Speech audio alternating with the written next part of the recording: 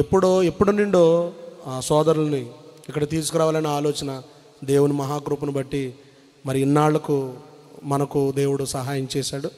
మరి ఈ సమయాన్ని మనం వ్యర్థం చేయకుండా బోస్రా మినిస్ట్రీస్ ఫౌండర్ గారు బ్రదర్ జాన్ సురేష్ అన్న గారిని ప్రేమపూర్వకంగా వేదికపైకి ఆహ్వానిస్తూ వారికి సమయాన్ని ఇస్తూ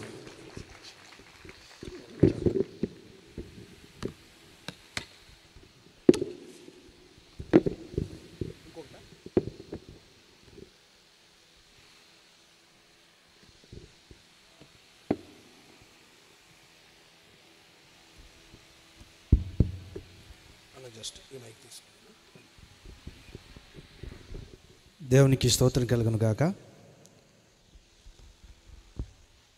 నా వాయిస్ బాగా వినపడుతుందండి? ఇబ్బంది ఏం లేదు కదా? చాలా సంతోషం. Thank you. ఒకసారి దేవునికి స్తోత్రం చెప్దాం.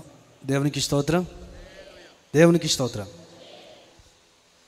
ప్రభునందు నాకు అత్యంత ప్రియులైనటువంటి సహోదరి సహోదరులారా, మీ అందరికీ మన ప్రభువును మన రక్షకుడైన యేసుక్రీస్తు నామంలో శుభాలు తెలియజేస్తున్నాను. ఈరోజు నన్ను పరిచయం చేసినటువంటి సహోదరుడు నవీన్ గారు ఇక్కడికి నన్ను పిలిచి మీతో నాతో మీ పరిచయాన్ని ఇక్కడ ఈ శుభదినంలో ఏర్పాటు చేసినందుకు వారికి, ఇలా ఇక్కడికి రావడానికి అనుమతినిచ్చినటువంటి సంఘ కాపరి గారికి కూడా నేను ప్రభువైన యేసుక్రీస్తు పేరిట నిండు మనసుతో వందనాలు చెప్తున్నాను.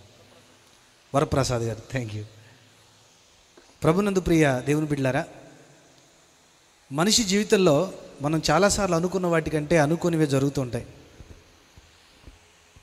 సభలు జరుగుతున్నా, సమావేశాలు జరుగుతున్నా, వీటన్నిటి యొక్క ముఖ్య ఉద్దేశం, ముఖ్యమైన ఆలోచన మన జీవితాల్ని మరింత పదును పెట్టుకొని ఉన్నతమైన భావాజాలం వైపు తీసుకెళ్ళి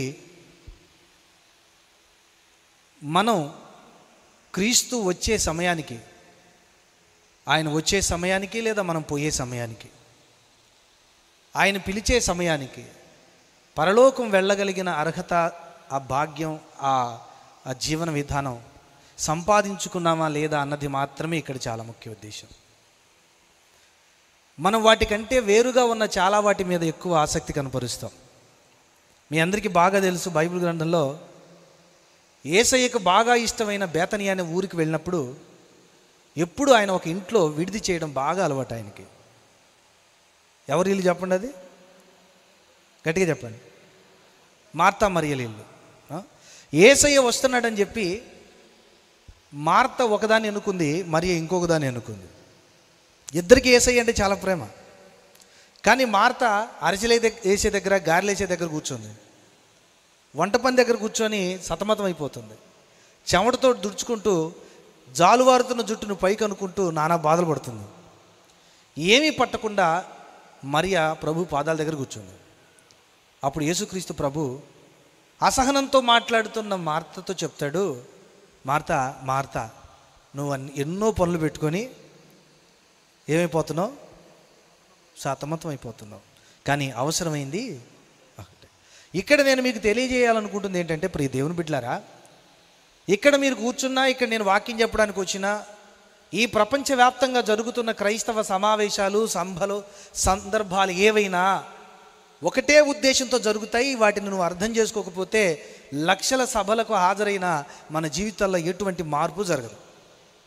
లక్షలు కోట్లు ఖర్చు అవుతాయి, దైవజనులు పెద్దలు చాలా కష్టపడతారు, కానీ వీటి వల్ల ఏ ప్రయోజనం ఉండదు. ఈ సభ ఇక్కడ జరుగుతుంది, ఈరోజు మీరు ఇంటికి పోవాలి అంటే ఇంటికి వెళ్ళేలోపు నేను ఏదో ఒక విషయాన్ని మీకు చెప్పడానికి ఆతృతతో, ఆవేదనతో, భారంతో వచ్చా. దాన్ని మీరు మనస్ఫూర్తిగా అర్థం చేసుకొని మీరు ఇంటికి వెళ్ళాలి తప్ప, కార్యక్రమం బాగా జరిగిపోయింది, జాన్ సురేష్ అన్న ఏదో వచ్చాడు, అయ్యగారు పిలిచారు, 4 మాటలు చెప్పి వెళ్ళిపోయారని చెప్పి, ఒకవేళ భోజనాలు ఉంటే భోజనాలు తినేసి పప్పులో ఉప్పు తక్కువైందని చెప్పుకుంటూ వెళ్ళిపోతే ప్రయోజనం ఉండదు. అవసరమైనది ఒక్కటే. ఈ ప్రపంచ చరిత్రలో, మానవ జీవితంలో అవసరమైనది ఒక్కటే. అది ఈ జీవిత గమనానికి ముగింపు ఎక్కడా? నా జీవితానికి అర్థవంతమైనటువంటి గమ్యం ఎక్కడ అని తెలుసుకోవడమే ప్రతి మనిషి జీవితంలో ఉన్న అవసరమైనది ఒక్కటి. ఈ అవసరమైనది ఒక్కటి మీరు అర్థం చేసుకోగలిగితే మీ జీవితంలో మరి ఏ బాధ, ఏ ఇబ్బంది, ఏ కష్టం వచ్చినా వాటి గురించి మీరు దిగులు పడక్కర్లా. ప్రశాంతంగా ప్రతి కష్టాన్ని, బాధని సంతోషంగా స్వీకరించి ఈ జీవిత పరుగు పందెంలో చాలా ఈజీగా మనం ముందుకు వెళ్ళిపోవచ్చు. ఆ అవసరమైనది ఒక్కటి ఏంటంటే మన జీవితాన్ని ఏం చేస్తే, ఎలా బ్రతికితే పరలోకం వెళ్తామన్నదే అన్నిటికంటే ముఖ్యం. అమ్మ అర్థమవుతుందా? నీ ప్రయాణం ప్రారంభమైంది విశ్వాసిగా, ఎందుకంటే పరలోకం పోవడానికి ఇంక మరేమి లేదు అంతకుమించి. అమ్మ అర్థమవుతుందా? ఈ మధ్యలో జరిగే గడబిడ, ఈ మధ్యలో జరిగే హడావుడి అంతా ఒట్టిదే. అర్థమవుతుందా? నువ్వు ఏం చేస్తావో, తలకిందులు అవుతావో, సిద్ధాంతపరమైన భేదాలతో మునిగిపోతావో, రాద్ధాంతాలు చేసుకుంటూ సమయ కాలయాపన చేస్తుంటావో, ఇవన్నీ అనవసరం. నువ్వు ఏం చేసినా సరే, నువ్వు ఒంగోని ఏదైనా బొంగలో అయినా దూరు, కానీ పరలోకం అంతే. నువ్వేమనుకుంటావు అంటే అమ్మో ఏం చేస్తే పరలోకం పోద్దో, అది చేయకపోతే ఏమవుద్దో, ఇది చేయకపోతే ఏమవుద్దో. ఇప్పుడున్న పరిస్థితుల్లో రకాల బోధల్లో నోటుకొచ్చినట్టు పూటకొచ్చినోడు ప్రతిదీ నోటికొచ్చింది చెప్పుకుంటూ వెళ్ళిపోతే సిద్ధాంతాలు, రాద్ధాంతాలు పెరిగిపోయి మనుషుల్లో గందరగోళం ఏర్పడిపోయి పరలోకం పోవడం అంటే పెద్ద కష్టమైపోయిన పరిస్థితుల్లో ఇక ఎట్లరా బతికేది అనుకునే సందిగ్ధ స్థితిలో మనిషి పోవడానికి, కదలడానికి ఏమీ చేయలేని స్తబ్దుగా ఉండిపోయిన ఈ పరిస్థితుల్లో చాలా సులభతరమైనటువంటి మార్గాన్ని పరలోకం పోవడానికి యేసయ్య ఇచ్చాడని మనం తెలుసుకుంటే అది బతకడం చాలా ఈజీ అయిపోద్ది. కానీ మన వాళ్ళందరూ, క్రైస్తవ సముదాయంలో ఉన్న వాళ్ళంతా, ఈ క్రైస్తవం లేదా క్రైస్తవ సమాజం ఒక వేదిక అయితే ఆ వేదిక మీద పాత్రదారులు అయిపోయి విచిత్రమైన ప్రయోగాలు, విచిత్రమైనటువంటి పద్ధతులు ఉపయోగించి మనుషుల్ని గందరగోళం చేసి పడేశారు. పరలోకం పోవడం అంటే అంత ఈజీ కాదు, సప్త సముద్రాలు ఇది అంత కష్టం అని చెప్తారు. కానీ అవసరమైన ఒక్కదాని మీద మనం దృష్టి పెట్టాం. మనం చాలా విషయాలు తెలుసుకుంటాం. ఇదే సందర్భంలో లేదా ఇదే కాలంలో, ఇదే ప్రాంతంలో నాకు తెలిసి చాలా సందర్భాల్లో చాలా సభలు, సమావేశాలు జరుగుంటాయి. నాకంటే చాలా గొప్పవాళ్ళు, వాక్యం బాగా తెలిసిన వాళ్ళు, చాలా అద్భుతంగా విపులంగా చెప్పగలిగిన వాళ్ళు బోలెడు మంది మీకు వచ్చి వాక్యం చెప్పుంటారు. కానీ నీ జీవితంలో ఇప్పటికీ మార్పు రాలేదనంటే ఈ బోధల్లో ఏది నీకు ఉపయోగపడలేదని అర్థం. మార్పు అంటే అర్థం ఏంటో తెలుసుకోకపోతే నీ జీవితానికి అర్థం, గమ్యం ఏమీ లేదని అర్థం. ప్రియక్కలారా, ప్రియ చెల్లెళ్ళారా, ఎందుకని ఇట్లా అయిపోయాం మనం? సభలు జరుగుతున్నాయి, సమావేశాలు జరుగుతున్నాయి, బోధలు జరుగుతున్నాయి, వాక్యం చెప్తున్నారు అందరూ, చాలా చక్కటి వాక్యాలు చెప్తున్నారు. కొంతమంది బాగా నవ్విస్తే కొంతమంది బాగా ఏడిపిస్తారు, అవునా కదా? మా ఊరికి ఒక ఆయన వచ్చాడు వాక్యం చెప్పడానికి. ఆయన పని ఏమిట్రా అంటే వాక్యం చెప్పిన మొదలుకొని అయిపోయే వరకు ఏడిపియడమే ఆయన పని. అయిపోయిన తర్వాత కింద కూర్చొని బాగా ఏడిపించాను కదా అంటాడు ఆయన. ఏం చెప్పాలి మీరు చెప్పండి? పక్కన వాళ్ళతో అంటాడు ఏడిపించానా బాగా అంటే ఆయన బోధ యొక్క లక్ష్యం ఏంటంటే నువ్వు ఏడవడమే. ఇంకొక ఆయన వస్తాడు బోధ చెప్పడానికి, ఆయన ఏంటంటే నవ్వించడమే ఆయన పద్ధతి. మొదలుపెట్టిన దగ్గర నుంచి అయిపోయే వరకు నవ్వుతూనే ఉండాలి, కడుపు పగిలిపోవాలి వాళ్ళకి. నవ్వి నవ్వి నవ్వి నవ్వి వాళ్ళ భక్తి కొవ్వి అప్పుడు చెప్తారు ఈయన ఎక్కడి నుంచి తీసుకొచ్చారా కండి, వచ్చే సంవత్సరం కూడా ఈ పాస్టర్ గారిని పట్టుకురండి. ఏం చెప్పాడండి బాబు అంటే, ఏం చెప్పాడని అడిగితే ఏమీ లేదు. ఒక్కటే లక్ష్యం, నవ్వించడమా ఏడిపించడమా. కానీ నువ్వు ఇంటికి వెళ్ళేలోపు నిన్ను మార్పించడం, నీ మనసును మార్చడం అనే ఒకే లక్షణం మీద పని చేయడం ఇక్కడ నాకు, నీకు, మనందరికీ అవసరం. ఈ సభలు, ఈ సమావేశాలన్నీ ప్రియమిత్రులారా, ప్రభునందు దేవుని బిడ్డలారా, నువ్వు పరలోకం పోవడానికే. ఈ బైబిల్ ఉంది ఎందుకో తెలుసా? ఈ బైబిల్లో ఉన్న కొన్ని వేల మంది భక్తులు ఈ బైబిల్ని నీ చేతికి ఇవ్వడానికి వాళ్ళ జీవితాలు అత్యంత ప్రముఖమైన డబ్బుని, కుటుంబాన్ని, జీవితాన్ని, సంతోషాన్ని, శరీరాన్ని, సంతోషాన్ని, సుఖాన్ని తృణప్రాయంగా ఎంచి దీన్ని నిలబెట్టడానికి వాళ్ళ రక్త తర్పణ చేశారు. ఈ బైబిల్ని చేతికి రావడానికి కొన్ని వేల మంది అమాయకుల, మంచివాళ్ళ, నీతిమంతుల రక్త చరిత్ర ఉంది. ఊరికి రాలేదు అది. 100 రూపాయలు పెడితే కొంటే వచ్చింది అనుకుంటున్నారా? ఈ కొంటల్లో కూడా చాలా విశేషం ఉంటుందండో. ఎక్కడైనా బుక్ స్టాల్కి వెళ్ళిపోయాం అనుకోండి, మనకు బాగా నచ్చాలి బైబిల్. కొంతమందికి 1000 రూపాయల బైబిల్ కొంటేనే ఆనందం. కొంతమందికి ఏం చెప్తారంటే, బ్రదర్ ఎన్నిటికో చాలా డబ్బులు పెట్టేస్తున్నాం, బట్టలు పెడుతున్నాం, దానికి పెడుతున్నాం, దీన్ని పెడుతున్నాం, బైబిల్కి కూడా పెట్టకపోతే ఎట్లా బ్రదర్, దేవుడిది బైబిల్ బ్రదర్, కనీసం 2000 పెట్టాను బైబిల్ కొనాలి అంట. ఆ 2000 పెట్టి కొన్ని బైబిల్ మీరు ఇంటికి వెళ్ళి చూడండి, ఒక పేపర్ నలిగిపోదు, ఒక పేపరు సిరిగిపోదు. అసలు జిప్పు కూడా పెద్దగా మాసి ఉండవు. ఎందుకంటే తీస్తే కదూ, చదివితే కదూ. బైబిల్ ఎంత మాసిపోయి ఎంత చిరిగిపోయిందో అంత నీ భక్తి పెరుగుతుందని అర్థం, అంత బైబిల్ చదువుతున్నావని అర్థం. నీ బైబిల్ ఒక్కసారి ఇట్లా తిరగేసి చూస్తే ఎక్కడ మడతలు గిడతలు లేకుండా నీట్గా ఉందనుకోండి, ఏం చేసుకోవడానికి చెప్పండి? మీ బైబిల్ ఎవరి బైబిల్ బాగుందో వాళ్ళ భక్తిని ఒకసారి చెక్ చేసుకుంటే బెటర్. ఎందుకంటే మళ్ళీ ఏ మార్పు లేదని అర్థం, మనం మతంలో ఉన్నామని అర్థం. ఈ మధ్య చనిపోయాడు మన ప్రియ సహోదరుడు, నాకు అత్యంత ప్రియుడు, మన అందరికీ అత్యంత అభిమాన ధనుడుగా మార్చబడ్డవాడు ప్రవీణ్ పగడాల. ఆయన తన జీవితంలో ఎక్కువ దేన్ని చెప్పడానికి ప్రయత్నించేవాడు తెలుసా? రాజ్యం గురించి, మతం యొక్క విభజన గురించి చెప్పడానికి ఇష్టపడతాడు.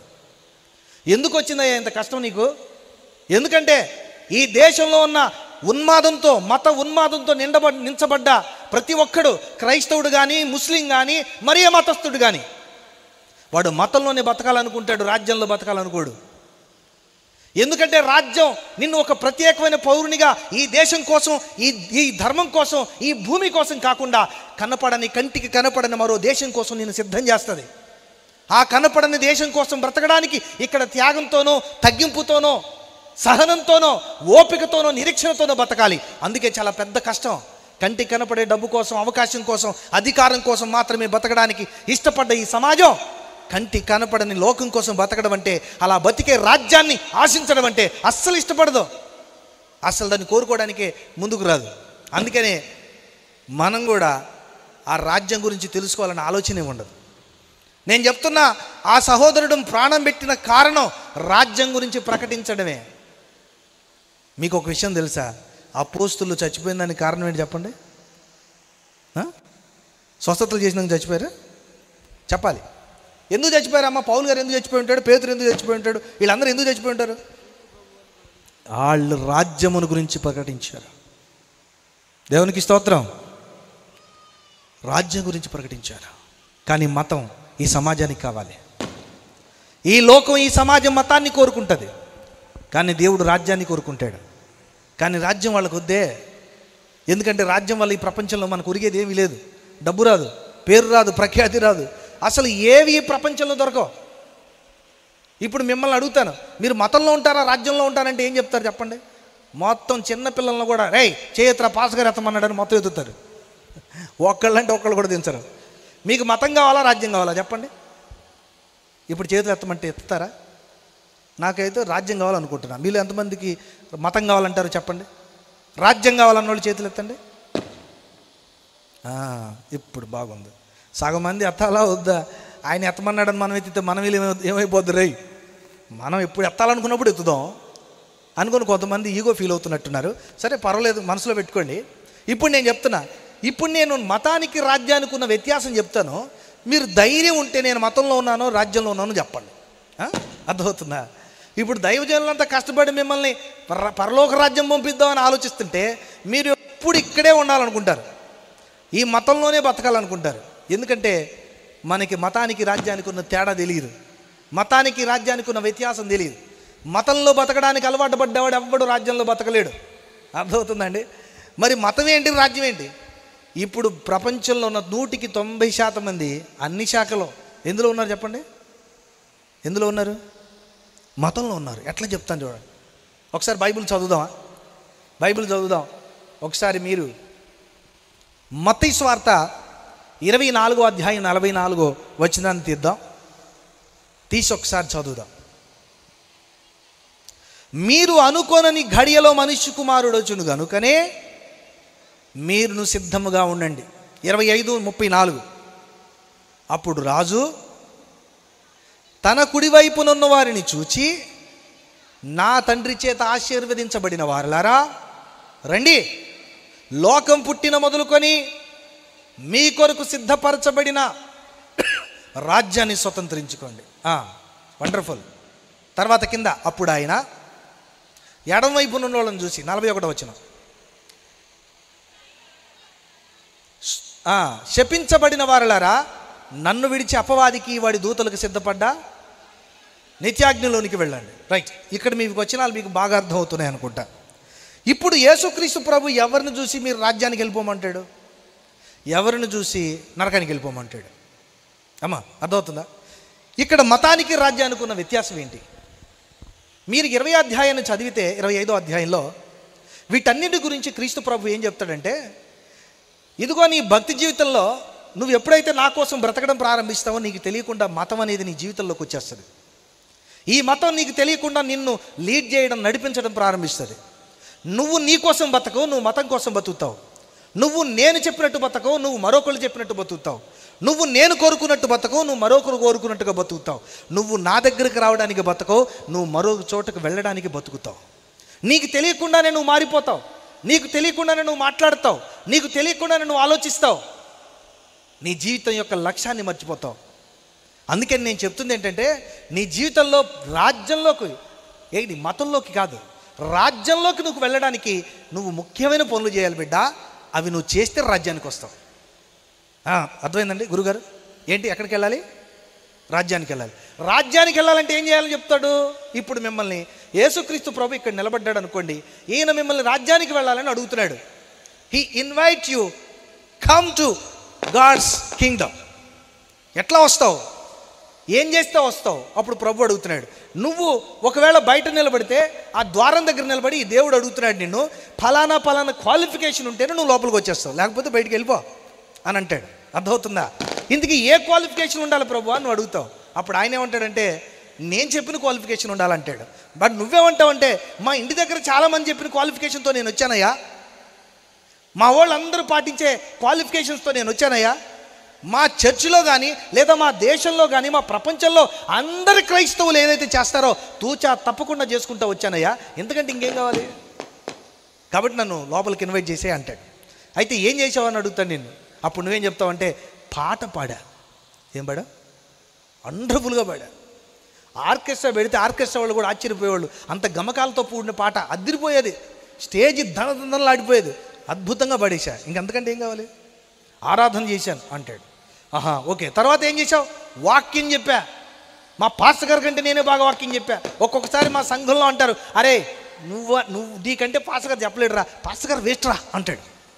ఎందుకంటే నేనే అంత బాగా చెప్తా. 2 రోజులు 2 రిఫరెన్సులు, వారం రోజులు బట్టి ఈ స్టేజ్ మీదకి వచ్చి గొక్క పెట్టి అరిశాను అనుకోండి, అద్భుతమైన మెసేజ్. పాస్టర్ గారు ఎందుకు పనికొస్తాడు? ఇక నేనే అద్భుతమైన స్పీకర్ని. అందుకే చాలామంది మా సంఘంలో చెప్తారు, నువ్వు సూపర్ రా బాబు అంటారు. కాబట్టి వాక్యం చెప్తాను కాబట్టి నాకు పరలోకం ఇచ్చాయి అంటాం. మళ్ళీ ఏం అడుగుతావు అంటే, ఇంకేం చెప్పానంటే సువార్త చెప్పా, చాలామందికి యేసయ్య గురించి చెప్పా. ఆహా ఓకే గుడ్. మళ్ళీ ఇంకేం చేశావు? చర్చిలో మినిస్ట్రీ చేశా, చాపలు తీసా, చర్చి ఊడ్చా, మైకులు పెట్టా, పరదాలు వేసా, బా ఎన్ని చేశానో. దైవజనులకి భోజనం పెట్టా. ఓ వండర్ఫుల్, చాలా బాగా చేశావు. కాబట్టి ఇప్పుడు ఏమనాలి ప్రభు? నేను చెప్పాలా? అక్క ఏం చెప్పాలి? రామ్మా లోపలికి రా. అంత తలుపులు తెరుస్తాడా? తెరవడు. ఏమంటాడంటే అక్కడ, మంచిది బాగా చాలా బాగా చెప్పావు, కానీ నేను కోరుకుంది అది కాదు. నేను ఈ దేశంలోనికి భూమి మీదకి అవతరించింది ఎందుకనంటే ఒక మతాన్ని స్థాపించడానికి కాదు. చెడిపోయిన మానవ జీవితంలో మతానికి సాంప్రదాయానికి ఉన్న అలవాట్లకి ఉన్న ప్రాధాన్యతను తొలగించి మనిషి జీవితంలో ఓ అనుబంధాన్ని, ప్రేమని, సంబంధాలని మెరుగుపరిచి మనిషిగా దేవుడు మెచ్చే వ్యక్తిగా బతకడం ఎలాగో చెప్పడానికి, వాళ్ళ ప్రవర్తనలో మార్పు తీసుకురావడానికి లోకానికి వచ్చా. మళ్ళీ నువ్వు అదే పాత చింతకాయ పచ్చడికి వెళ్ళిపోయి అదే సిద్ధాంతంలో, అదే రాద్ధాంతంలో కొట్టుకు చస్తూ ఉంటే, నేను అడగనిది నేను కోరుకుంది నువ్వు చేసుకుంటూ బతుకుతుంటే నేను ఎట్లా సంతోషిస్తాను? నేను ఆశించింది నువ్వు చేసుకుంటా వెళ్ళిపోతూ, నేను అడగంది నువ్వు చేసుకుంటా వెళ్ళిపోయి, నేను చెప్పంది నువ్వు చేసుకుంటా వెళ్ళిపోయి పరలోకి ఇచ్చేయమంటావేంటి? రాజ్యానికి వచ్చేస్తానంటావేంటి? ఒక్కసారి నీకు గొండె ఉంటే, అమ్మా నీకు గొండె ఉంటే ఆ గొండె మీద చేసుకొని ఆలోచించి ఒక్కసారి, నేనేం కోరుకున్నా నువ్వేం చేసావు, నేనేం ఆశించాను నువ్వేం చేసావు. అక్కడ చెప్తున్నాడు, బాబు నేను అనారోగ్యంతో ఉన్నా. ఎట్లా ఉన్నా చెప్పండి? నువ్వు నన్ను పలకరించావా? కనీసం ఎప్పుడైనా పలకరించావా? లేదు. నేను జైల్లో ఉన్నా, కనీసం ఎప్పుడైనా వచ్చావా నువ్వు నా దగ్గరికి? ఏంటి ప్రభువా జైల్లో ఉన్నావంట, ఎంత అన్యాయం జరిగింది ప్రభువా నీకు అని చూడడానికి వచ్చావా? లేదు. నేను బట్టలు లేక చలికి గడగదా వణుకుతున్నా, ఒక్కసారైనా వచ్చి నాకు ఒక జత బట్టలు ఇచ్చావా? ఇవ్వలా. ఆకలితో బాధపడుతున్నా, ఒక్క ముద్ద పెట్టావా ఎప్పుడైనా? రోగంతో కుమిలిపోతున్నా, కనీసం వచ్చి చూసావా నన్ను? ఏమీ చేయలే. అప్పుడు వాళ్ళు అడుగుతారంట, ఏమడుగుతారు చెప్పండి? అంత పని చేసావు ప్రభువా, నువ్వు కానీ హాస్పిటల్లో ఉన్నావని ఒక్క సమాచారం తెలియకపోతే మా ఊరు 2 లారీలు వేసుకొని రావు, రాదు ట్రాక్టర్ టక్కుల మీద మొత్తం ఈ చుట్టుపక్కల మండలం, కడియం మండలం మొత్తం అక్కడ వచ్చాను నేను అక్కడ చెప్తున్నాడు అన్న 10,000 మంది బుడుకున్నారంట. అదే ఏసఐ జైల్లో ఉన్నాడని తెలిస్తే 10,000 మంది ఏంటి, మొత్తం ఈ కడియం ఇంకా పక్కన మండలాలలో కూడా సమాచారం వచ్చి రండి ఏసఐ జైల్లో ఉన్నాడు అని వచ్చేవాళ్ళమే. నువ్వు జైల్లో ఉండడం ఏంటి? నువ్వు అన్నం లేదంటున్నావా? బాబోయ్, మొత్తం చికెన్ బిర్యానీ వండుకొని వచ్చేవాళ్ళం, నువ్వు అన్నం లేదంటావేంటి? బట్టలు లేదంటావా? మొత్తం కలిసి ఖరీదైన బట్టలు, ఈ దగ్గర ఏదైనా డిమార్టో లేకపోతే చందన బ్రదర్సో బొమ్మన బ్రదర్సో ఉంటే ఖరీదైన బట్టలు తీసుకొచ్చి నీకు పడేసేవాళ్ళం, నీకు లేకపోవడం ఏంటయ్యా? ఏంటి నువ్వు అడుగుతుంది?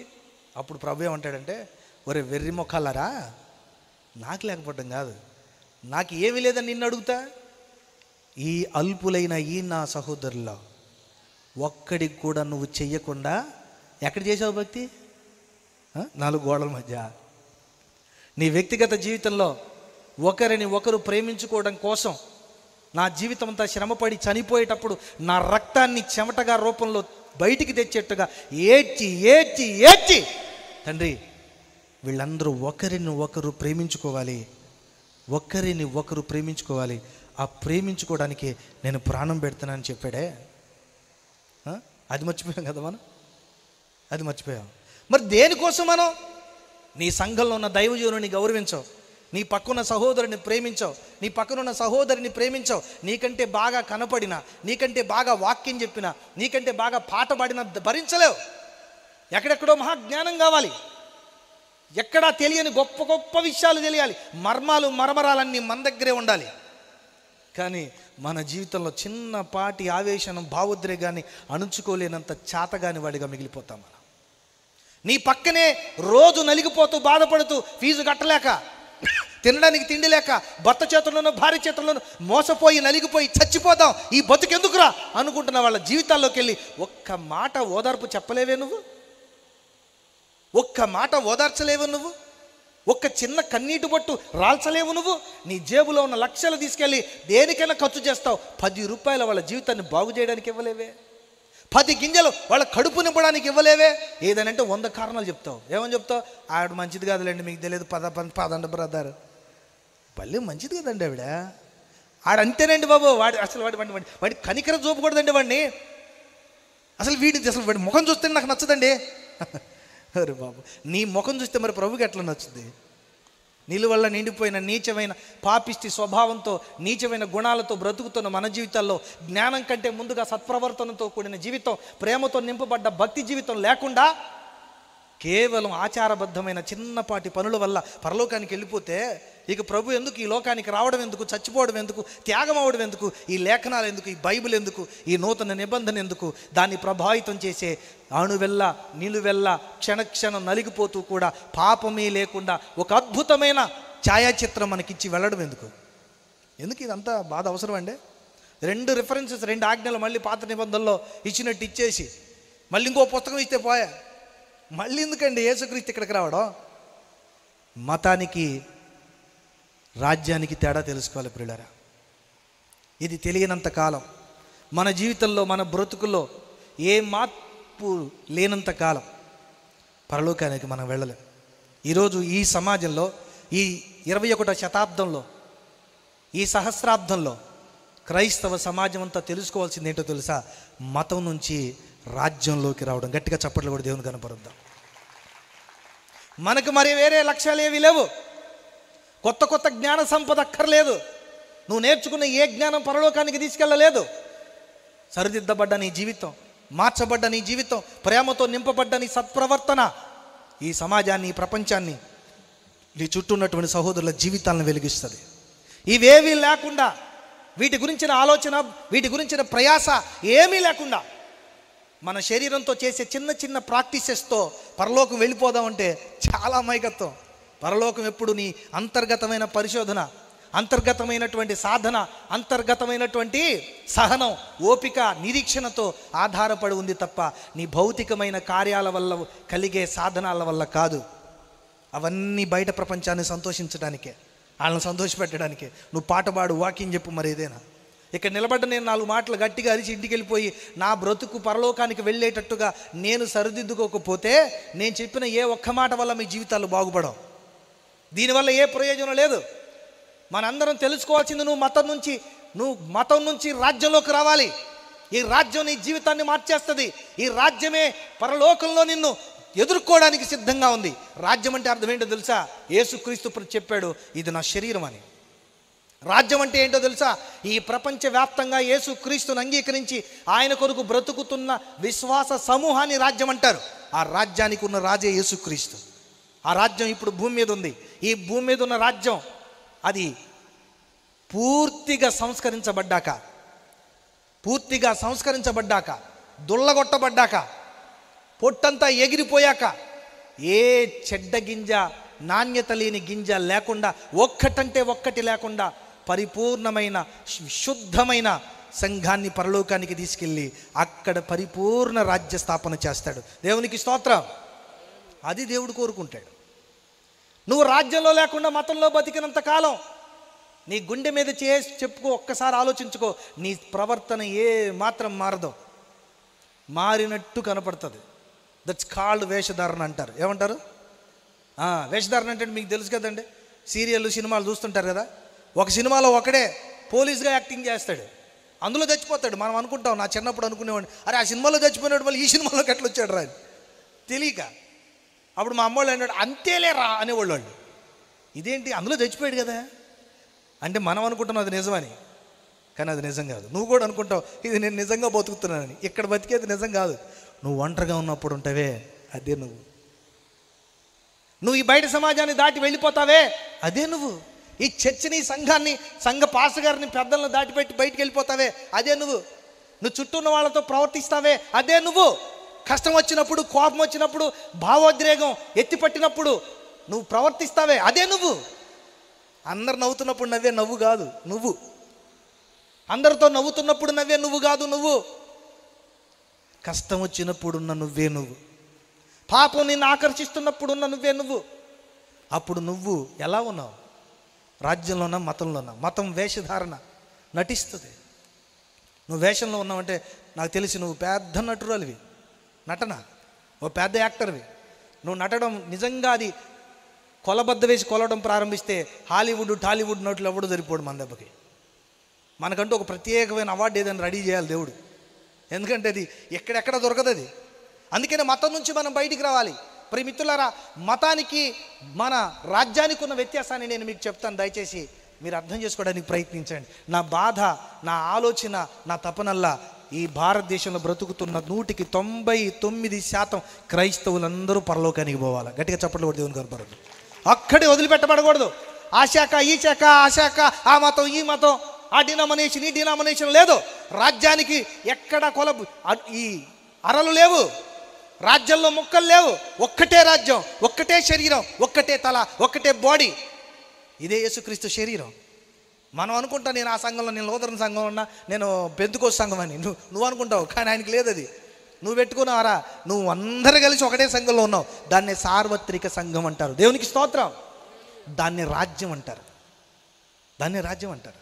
ఈ విశ్వవ్యాప్తంగా ఉన్న, ఆడు గొంతులో ఉన్న, సందులో ఉన్న, లోయలో ఉన్న, పట్టణంలో ఉన్న, అటు సిటీలో ఉన్న, పల్లెటూరులో ఉన్న, నడుచుకుంటూ పోతున్నా, కూర్చున్నా, ఏడుస్తున్నా, నిద్రపోతున్నా, అన్నం తింటున్నా, ఆడెక్కడున్నా ఆడు కానీ యేసుక్రీస్తుని విశ్వసించి బాప్తీసం పొందినవాడైతే ఏమైపోతాడు చెప్పాలి? రాజ్యంలో ఉంటాడు. ఆ రాజ్యంలో ఉన్నవాడు పరలోకానికి విశుద్ధమైనటువంటి సమాజంగా చేర్చబడాలంటే నువ్వు మతంలో ఉండకూడదు. మతానికి రాజ్యానికి ఉన్న తేడా నేను చెప్తాను. ఒకసారి మనం అర్థం చేసుకోగలిగితే మన జీవితాలు మారిపోతాయి. ఒకసారి రండి, ఏంటి మతం అంటే ఏంటి, రాజ్యం అంటే ఏంటి? దేవుని రాజ్యం ఏం చేస్తుందో తెలుసా? ఆ రాజ్యంలో దేవుని పరిపాలన ఉంటుంది. ఏముంటుంది చెప్పండి, గట్టిగా చెప్పాలి. ఏముంటుంది? దేవుని పరిపాలన ఉంటుంది. ఒకసారి మత్తయి సువార్త 6వ అధ్యాయం 10వ వచనం దగ్గరికి రండి. మన బైబిల్ చదువుదాం. మత్తయి సువార్త 6వ అధ్యాయం 10వ వచనం. రాజ్యం ఏం చేస్తుంది? రాజ్యం యొక్క లక్షణం ఏంటి, మతం యొక్క లక్షణం ఏంటో మనం తెలుసుకుందాం. రాజ్యం దేవుని యొక్క స్వతంత్ర పరిపాలన రాజ్యంలో ఉంటుంది. మత్తయి సువార్త 6వ అధ్యాయం 10వ వచనం గట్టిగా చదవండి తల్లులారా. కాబట్టి మీరు ఇలా ప్రార్థన చేయండి, పరలోకమందున్న నా తండ్రి, నీ నామం పరిశుద్ధపరచబడును గాక. ఏంటది? ఎవరు రాజ్యం? పరలోకమందున మా తండ్రి, ఇట్స్ యువర్ కింగ్డమ్, అదే కావాలి మాకు. అదేనా? ఇప్పుడు మిమ్మల్ని అడిగితే ఏం చెప్తారు? చెప్పాలి, ఏం చెప్తారు? ఇది మా సంఘం అంటారు. అంటారా లేదా? ఇప్పుడు ఈ లోదన సంఘం ఎవరిది? చెప్పాలి. నాది కూడా కాదా? నాది కాదా? ఏం నవ్వుతారు ఏంటండి వీళ్ళు? మీరు ఏ ఊరిలో వచ్చి మా ఊరు అంటారు, కనీసం రూపాయి కూడా ఇవ్వలేదు కట్టుకోవడానికి. ఈ సంఘం ఎవరిది? అందరిది కదా? ఈ సంఘం అందరిది. ఎందుకంటే ఈ సంఘం దేవుని రాజ్యం అయితే ఈ రాజ్యం ఎవరిది? చెప్పండి, ఎవరిది? ప్రవీణ్ అని అంటాడు, తెలుసు కదా మీకు, బాగా పాపులర్ అయిపోయింది. మన రాజు ఎవరు చెప్పండి? మన రాజు ఆయనది సంఘం. నువ్వేమంటావు వచ్చి? బ్రదర్ మా సంఘానికి రండి బ్రదర్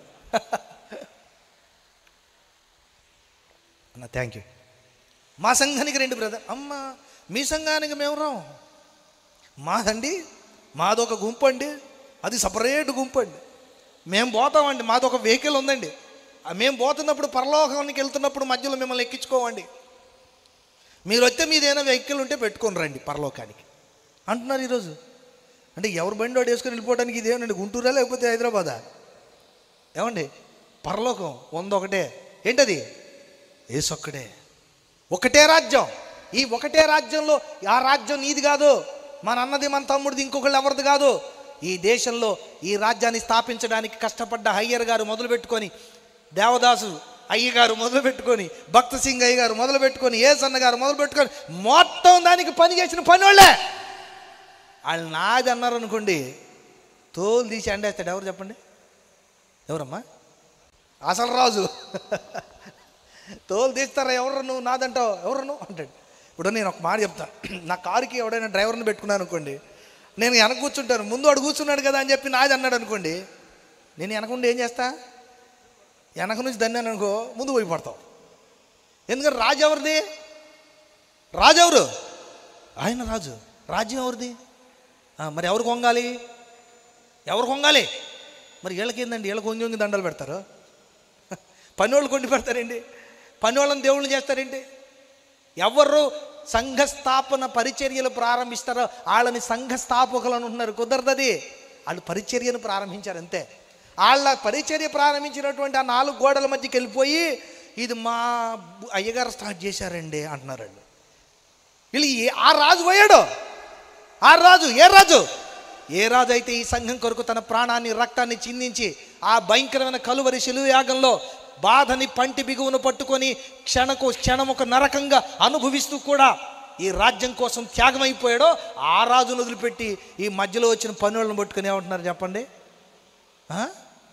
మా ఏసన్న గారండి, మా అయ్యగారండి, మా దేవదాసయ్య గారండి, మా భక్సింగ్ గారండి అంటున్నారు. అప్పుడు వాళ్ళు ఎక్కడ ఉంటారు చెప్పండి? పరదేశంలో అబ్రహాం గారు రొమ్ము పక్కన కూర్చొని, నువ్వు మా భక్సింగ్ గారు అంటే భక్సింగ్ గారు ఒరే ఒరే ఒరే ఒరే ఎందుకు అరే అరే వరి వరి అరే వాడు నోట్లో పురుగులు వడిందండి నాదంటే నా పేరు చెప్తాడు వాడు. ఎవరు? రాజు వదిలిపెట్టి నా పేరు చెప్తాడు ఏంటాడు అని అక్కడ భక్సింగ్ గారు, ఏసై గారు, అయ్యర్ గారు, వీళ్ళందరూ, ఏసన్ గారు, వీళ్ళందరూ కూర్చొని మనల్ని చూసి నెట్టి నోరు కొట్టుకుంటుంటారు. వీళ్ళు ఎవడరా? నేను ఏసై పాదాల దగ్గర పనిచేస్తే, నేను ఏసైకి బానిసనై పనిచేస్తే, చావో రేవో అని అన్ని త్యాగాలు చేసుకొని మీకు ఏసైని పరిచయం చేసిపోతే మీడెవర్రా నా పేరు చెప్తారు? మతం అనే దాంట్లో ఇవి ఉంటాయి. కానీ రాజ్యంలో ఎవరుంటారు చెప్పండి? అక్కలారా రాజ్యంలో ఎవరుంటారు? ఇది నా రాజ్యం. అందుకే యేసయ్య ఏమంటాడంటే, తండ్రి నీ రాజ్యం, ఏ రాజ్యం వచ్చును కాక అంటే ఎందుకన్నాడు ఆ మాట? నేను పోయాక సొంత రాజ్యాలు వచ్చేస్తాయని. ఎవరు వాళ్ళు రాజు అయిపోతారని. రాజు వీళ్ళు చేస్తారు పాపం. వాళ్ళు కష్టపడి పరిచయం చేసుకొని వెళ్ళిపోతే తర్వాత వచ్చిన వాళ్ళే. అర్థమైందండి? భగవంతుడి కంటే భక్తుడితోనే పెద్ద సమస్య అంట పెద్దోళ్ళు అంటారు. అర్థమవుతుందా? ఇక్కడ సమస్య మతం. మతం ఏం చేస్తుందంటే మనుషులది అంటది. అర్థమైందండి? మత వ్యవస్థ. మీరు మత్తయి సువార్త 20వ అధ్యాయం 25 నుంచి 28 వచనాలు ఒకసారి చదువుతారా? మత్తయి సువార్త 20 చదువుతారా? నాకు వినపట్లేదమ్మా, మీరు మైక్ ఎవరైనా తీసుకోండి. మత్తయి సువార్త 20వ అధ్యాయం 25 నుంచి 28 వచనాలు. గనుక యేసు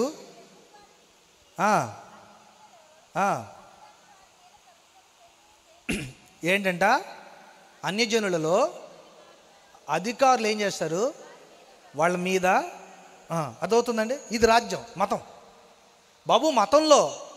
మతంలో మనుషులు వాళ్ళ మీద అధికారం చేస్తారు. ఏంటి చెప్పింది మీకు అర్థమవుతుందా? మతంలో ఎవరు చేస్తారు? చదవండి. వాళ్ళలో గొప్పవాళ్ళు ఇది చూడండి. ఈ ప్రమాణం దేని మీద ఆధారపడి ఉంటుంది? గొప్పవాళ్ళు అంటే దేని మీద ఆధారపడి ఉంటుంది చెప్పండి. మీకు ఉదాహరణ చెప్తాను. అయ్యగారు ఉన్నారు, వరప్రసాద్ గారు అయ్యగారు. ఆయన చాలా సంవత్సరాల నుంచి మీకు ఇక్కడ పనిచేస్తూ వచ్చాడు. అమ్మ అర్థమవుతుందా? ఇప్పుడు మీరేం చేస్తారంటే, ఇప్పుడు నాలాంటి వాళ్ళు ఎవరో ముక్కు మొహం తెలియనోడు వస్తాడు పిలిస్తే సభకి. మీరేం చేస్తారంటే, అరే జాన్ సురేష్ అన్న వచ్చాడు, లేకపోతే ఫలానా అన్న వచ్చాడు, ఆ అన్న దగ్గరికి వెళ్ళి ప్రార్థన చేయించుకుందాం, ఆ అన్న దగ్గరికి వెళ్ళి మాట్లాడదాం, ఫోటో తీయించుకుందాం. ఏంటి అదొక పిచ్చి మధ్య, ఫోటో తీయించుకుందాం అని ఎగబడతారు. ఇప్పుడు నేను ఎందుకు అంటున్నానంటే ఈ మాట, ఇప్పుడు మీ ప్రార్థన చేయించుకోవడానికి పాస్టర్ గారు లేడా? ఏమండి లేడా? ఉన్నాడా లేడా? మీకోసం శ్రమపడి సమర్పించుకొని ఇక్కడ పని చేస్తున్న పాస్టర్ గారి ప్రార్థన పని చేయదా? పని చేస్తుందా లేదా? కానీ మీరు ఏ ప్రార్థనకు పరిగెత్తుతారు? ఎవరో ఒకళ్ళు వచ్చి నా నెత్తి మీద చేయి పెట్టి ఆమేన్ అంటే తప్ప నీ మనసు సంతృప్తి చెందదు. అమ్మయ్య జరగకపోయినా తర్వాత సంగతి, నేను ప్రార్థన చేయించుకుని అనుకోవాలి. ఇక్కడ విషయం ఏమిట్రా అంటే, నీకు గొప్పలు కావాలి, ఆ స్థాయి కావాలి. ఆయన డబ్బును బట్టి వస్తుందా, చదువుకున్న డిగ్రీలను బట్టి వస్తుందా, ఆయనకున్న పరపతిని బట్టి వస్తుందా, ఆయనకున్న సంఘాన్ని బట్టి వస్తుందా, లేకపోతే ఈ మధ్య ట్రెండ్ ఏంటంటే ఆయనకున్న యూట్యూబ్లో ఉన్న సబ్స్క్రైబర్ని బట్టి వస్తుందా? అంతమంది ఉందండి ఇట్లా. ఈయనకి యూట్యూబ్లో ఎంతమంది సబ్స్క్రైబర్స్ ఉన్నారు, ఈయన వీడియో ఎన్ని లక్షల మంది చూస్తారు, ఉందండి ఎక్కడైనా? సిగ్గులేదు అసలు? ఎవరైనా ఎట్లుంటే వాళ్ళందరినీ వాళ్ళకి సిగ్గులేదు అన్నాం. ఎందుకంటే అసలు ఈ ప్రమాణం ఎక్కడిది, ఈ కొలబద్ద ఎక్కడిది, ఎవడు పెట్టాడు ఈ కొలబద్ద? అయ్యగారు మీరు చిన్నప్పుడు వాక్యం చదివేటప్పుడు ఏమని కొట్టుకుంటారు? ఓ మంచి దైవజనుడు మంచి వాక్యం చెప్పేవాడు కోరుకుంటారు. అవునా కదా అయ్యగారు? అంతే కదా. ఇప్పుడు ఏం కోరుకుంటారు చెప్పండి? ఈ మధ్య యూట్యూబ్లో ఒక ఆయన పాపులర్, ఇంతే ఉంటాడు. ఆయన ఏమంటాడంటే, వాక్యం చెప్పమంటే అరే దువ్వుకున్నావా, అరే డ్రాయర్ వేసుకున్నావా, అమ్మ అన్నం తిన్నావా, పలావా ఏం తిన్నావు, వాడిని వాక్యం చెప్పరా అని పిలిస్తే ఈ సోదంతా చెప్తాడు వాడు. అర్థమవుతుందా? ఆ వెనక కూర్చున్న పాస్టర్, ముందు కూర్చున్న విశ్వాసులు కడుపు బగలపడేటట్టు నవ్వుతుంటారు. నవ్వి నవ్వి నవ్వి వచ్చే సంవత్సరం కూడా ఈ పాస్టర్ గారిని తీసుకురావాలన్నా అంటున్నారట. ఎందుకురా నవ్వడానికే?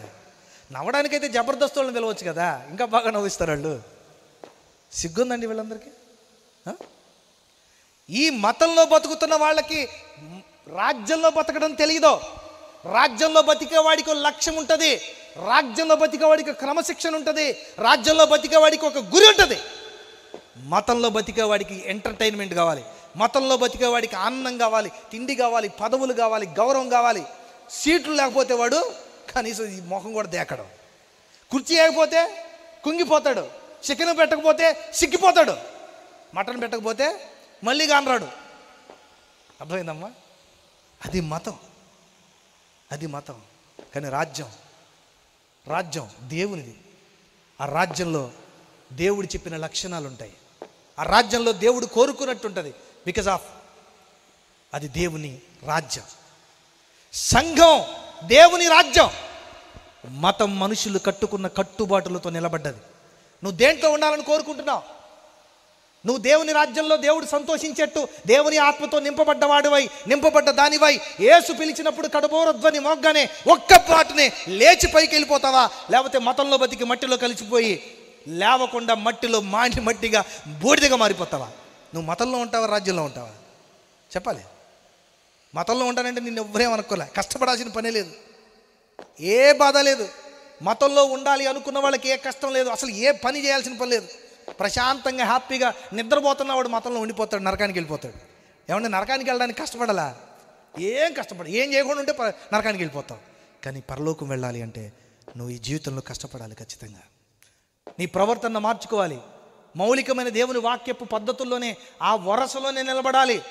అడ్డదిడ్డంగా ఇష్టం వచ్చింది చేసుకుంటూ వెళ్ళిపోతానంటే కుదరదు.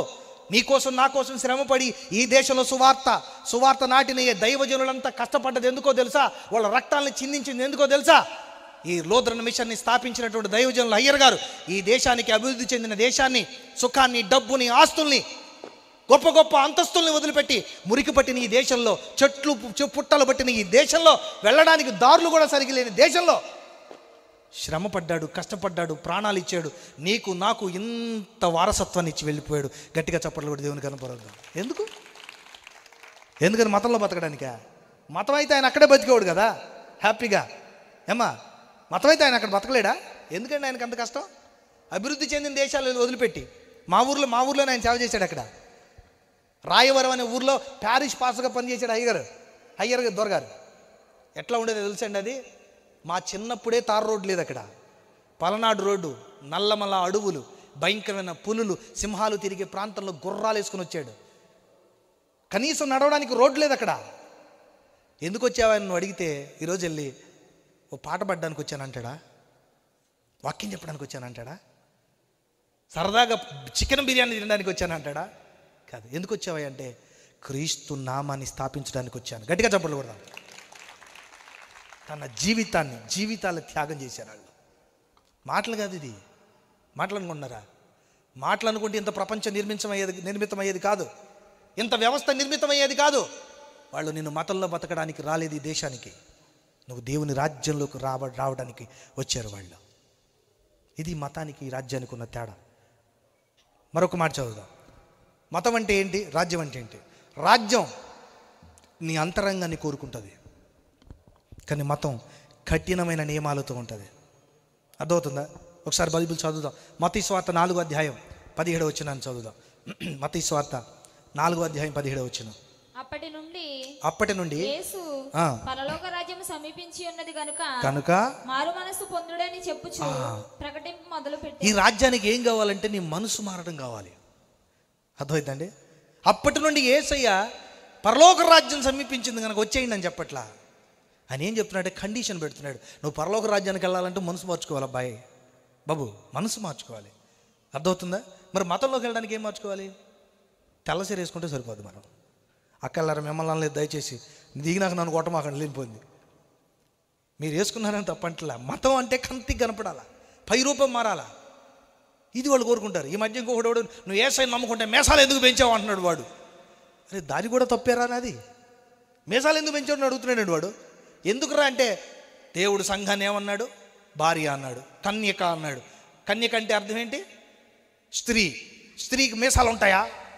వారు నీ పాసు గోలా. స్త్రీకి మీసాలు ఉండవు కాబట్టి నన్ను మీసాలు తీయమంటున్నాడు. ఇంకా నయం చీర కట్టుకోమల్లా వాడు. నేను ఎక్కడ తెచ్చేది?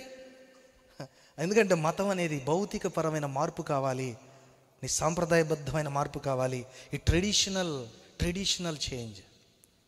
నీ మాట, నీ ప్రవర్తన పూర్తిగా మారిపోవాలి. ఈ మధ్య దివ్యవాణి అని ఒక ఆవిడ యేసయ్య నమ్ముకుంది, తెలుసండి?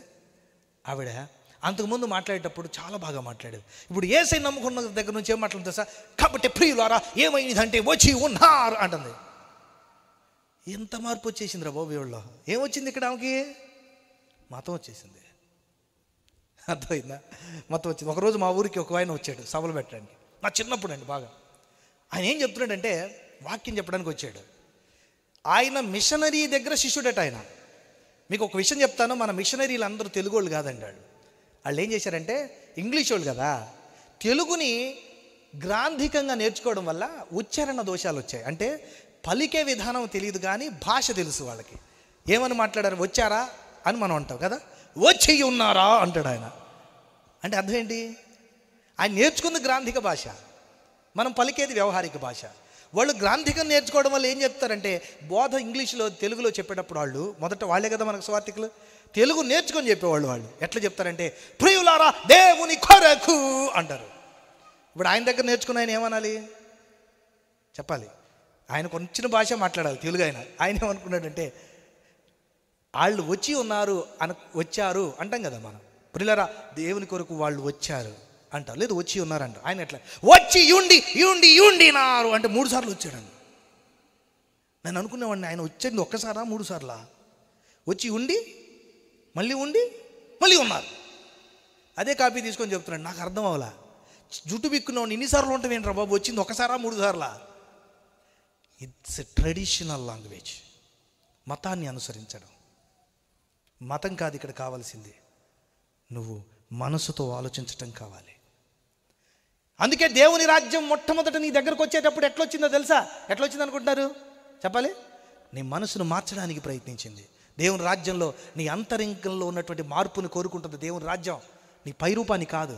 అందుకే ఈ మధ్య చాలామంది అడుగుతున్నారు, ఏమండి యేసయ్యను నమ్ముకోవాలంటే బొట్టు తీసేయాలా అని ఒక ఆవిడ వచ్చి నన్ను అడుగుతుంది. ఎవరు చెప్పారమ్మా నీకంటే? ఎవరు చెప్పలేదు, కానీ కొంతమంది అంటున్నారు మా ఇళ్ళ దగ్గర ప్రార్థనకు పోతుంటే, అట్లెందుకు పోతావే యేసయ్య దగ్గరికి? పోతే బొట్టు తీయాలా, మెళ్ళలో తీయాలా, చెవులు తీయాలా, ఎన్ని తీయాలి? మీ ఆయన చంపుతాడే నిన్ను, ఎందుకే మొండమోపిలాగా అన్నాడంట. అరే రే ఎంత మాట అంది. ఎందుకమ్మా అంటే, మరి పాస్టర్ గారు ఎప్పుడైనా ఒక్క పాస్టర్ చెప్పాడమ్మా మాట? నువ్వు బొట్టు పెట్టుకొచ్చావు తీసేయని ఒక్క పాస్టర్ చెప్పాడా?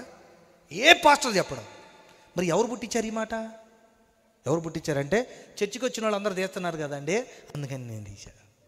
ఒక అక్కాయి తీసిన ఆయన అడుగు ఎందుకు తీసిందో అంటే, ఆవిడని అడిగితే ఎందుకు తీసినామా అంటే, అందరూ బొట్టు తీశారు, నేను ఒక్కదాన్ని బొట్టు పెట్టుకోకపోతే నేను వింతగా కనపడుతున్నానండి, అందుకని బొట్టు తీశానని ఆవిడ. తల్లి, నీ భౌతికపరమైన మార్పుని యేసయ్య కోరుకోడు. అర్థమవుతుందా? నీ భౌతికపరమైన చేంజెస్ని ఆయన కోరుకోవటంలా. ఏ దేశానికి ఆ దేశం మతాతీతమైన సాంప్రదాయాలు ఉంటాయి. మతం కాదు, మతాతీతమైన సాంప్రదాయాలు ఉంటాయి. అర్థమవుతుందా? మతాతీతమైన సహజంగా మానవ సమాజంలో జరిగిన పరిణామ క్రమంలో వచ్చిన మార్పుల వలన కలిగిన ఎన్నో ఎన్నో ఎన్నో మార్పులు క్రమక్రమంగా వాళ్ళల్లో జీవనశైలిలో భాగమైపోతాయి. అవన్నీ మతంతో సంబంధం లేకుండానే జరుగుతాయి. అర్థమవుతుందండి? మీకు ఉదాహరణ చెప్తాను.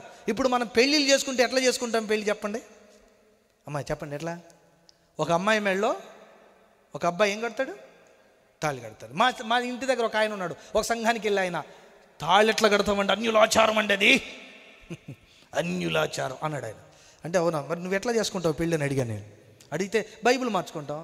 అవునా, ఇదెవడు ఆచారం, ఇదెవడు ఆచారం అంటే ఆయన చెప్తాడు, ఏమండి ఇది మన పెద్దలు పెట్టింది. అవును, ఓకే, మరి అది ఎందుకు వాడకూడదు అంటే, మనుష్యులు కల్పించిన పద్ధతులు దైవోపదేశాల నుంచి మనం వ్యర్థంగా దేవుణ్ణి ఆరాధిస్తున్నాం కాబట్టి మనుష్యుల ఆచారాలు ఆచరించకూడదు అన్నాడు. మంచిదే, మరి ఈ బైబిల్ పంచుకోవడం ఏం ఆచారం? ఎవరు పుట్టాడు? దేవుడు పెట్టాడా? అది కూడా మనుషుల ఆచారమే. గుర్తుపెట్టుకోండి, బైబిల్ పరిభాషలో నువ్వు పెళ్ళి ఏం గట్టి చేసుకుంటావు, ఉరితాడు కడతావా లేకపోతే 3 తాళ్ళు కడతావా, పసుపు తాడు కడతావా అనేది డజంట్ మ్యాటర్. ఆ అమ్మాయి నువ్వు కలిసి ఒక్కటిగా బతుకుతారా లేదా, ఇదే మ్యాటర్. అందుకే ఒక పురుషుడు తన తల్లిని తండ్రిని విడిచి పసుపు తాడు తీసుకెళ్ళి మెడలో కడతాడా? కాదు. ఏమని ఉంటుంది అక్కడ? భార్యను ఎత్తుకుంటాడు. That is called marriage in Bible. దేవుని వివాహం అంటే అర్థం ఏంటో తెలుసా? ఇదిగో చూడండి, ఇస్సాకు గుడారంలో ఉంటాడు, భార్య వస్తుంది. ఏం పేరండి భార్య పేరు? అప్కానా, రిప్కా కదా. ఆవిడ దూరాన్ని నుండి చూస్తుంది. చూసి ఏం చేస్తుంది? ఆయన ఎవరయ్యా అని అడుగుతుంది. ఎవరిని? ఎలియాజర్ని. నా యజమాని కుమారుడు అంటే నీ యజమానుడు అని చెప్తాడు. వెంటనే ముసుగేసుకుంటుంది. వాళ్ళిద్దరు ఎప్పుడైతే శారీరకంగా ఒక్కటవుతారో అప్పుడు వారు భార్యాభర్తలయ్యారు. అది బైబిల్ యొక్క అర్థం ఏంటి అంటే, వివాహం అంటే అర్థం ఇట్స్ వండర్ఫుల్ లాంగ్ స్టోరీ అండి. బైబిల్లో అది చాలా చాలా అద్భుతంగా ఉంటుంది. ఎప్పుడైనా వచ్చినప్పుడు నేను చెప్తాను. ఒక అద్భుతమైన విషయం అందులో ఉంటుంది. ఏంట్రా అంటే, ఒక శరీరం 2 శరీరాలు ఒక్కటవ్వడం, 2 శరీరాలు ఒక్కటవ్వడం ఎట్లా అవుతుంది? అది ఈ ప్రపంచంలో అది అయ్యేది ఒక్క భార్యాభర్తకే. అందుకనే వ్యభిచారం కూడా చెయ్యొద్దురా బాబు. ఈ శరీరంతో నువ్వు ఇంకొక శరీరంతో పాపం చేసావంటే నువ్వు దేవుని సంఘంలోంచి బహిష్కరించబడతావు. ఎందుకంటే యేసు శరీరంలో భాగాన్ని తీసుకెళ్ళి నువ్వు వ్యభిచారితో కలుపుతా, చెయ్యొద్దు, తప్పు అంటాడు. అందుకనే వివాహం అన్ని విషయాల్లో ఘనమైందండి. మనోళ్ళకి ఆత్రం ఎక్కువ, ఆత్రం స్తోత్రం. వివాహం అన్ని విషయాల్లో ఘనమైంది కాదు, ఘనమైనదిగా ఎవడు చేసుకుంటే వాళ్ళకుంటుంది. అర్థమవుతుందమ్మా? అంటే నువ్వు మ్యారేజ్ ఎట్లా చేసుకుంటావు? నేను అన్నాను అనుకోండి, అమ్మ అక్క నువ్వు పెళ్ళి బాగా చేసుకోవాలి అన్నాను అనగానే, బాగా అన్నదే ముక్క తీసుకొని మా పెళ్ళి బాగా అన్నాడు పాస్టర్ గారు అంటే బాగుంటుందా? నువ్వు బాగా చేసుకుంటే బాగవుద్ది.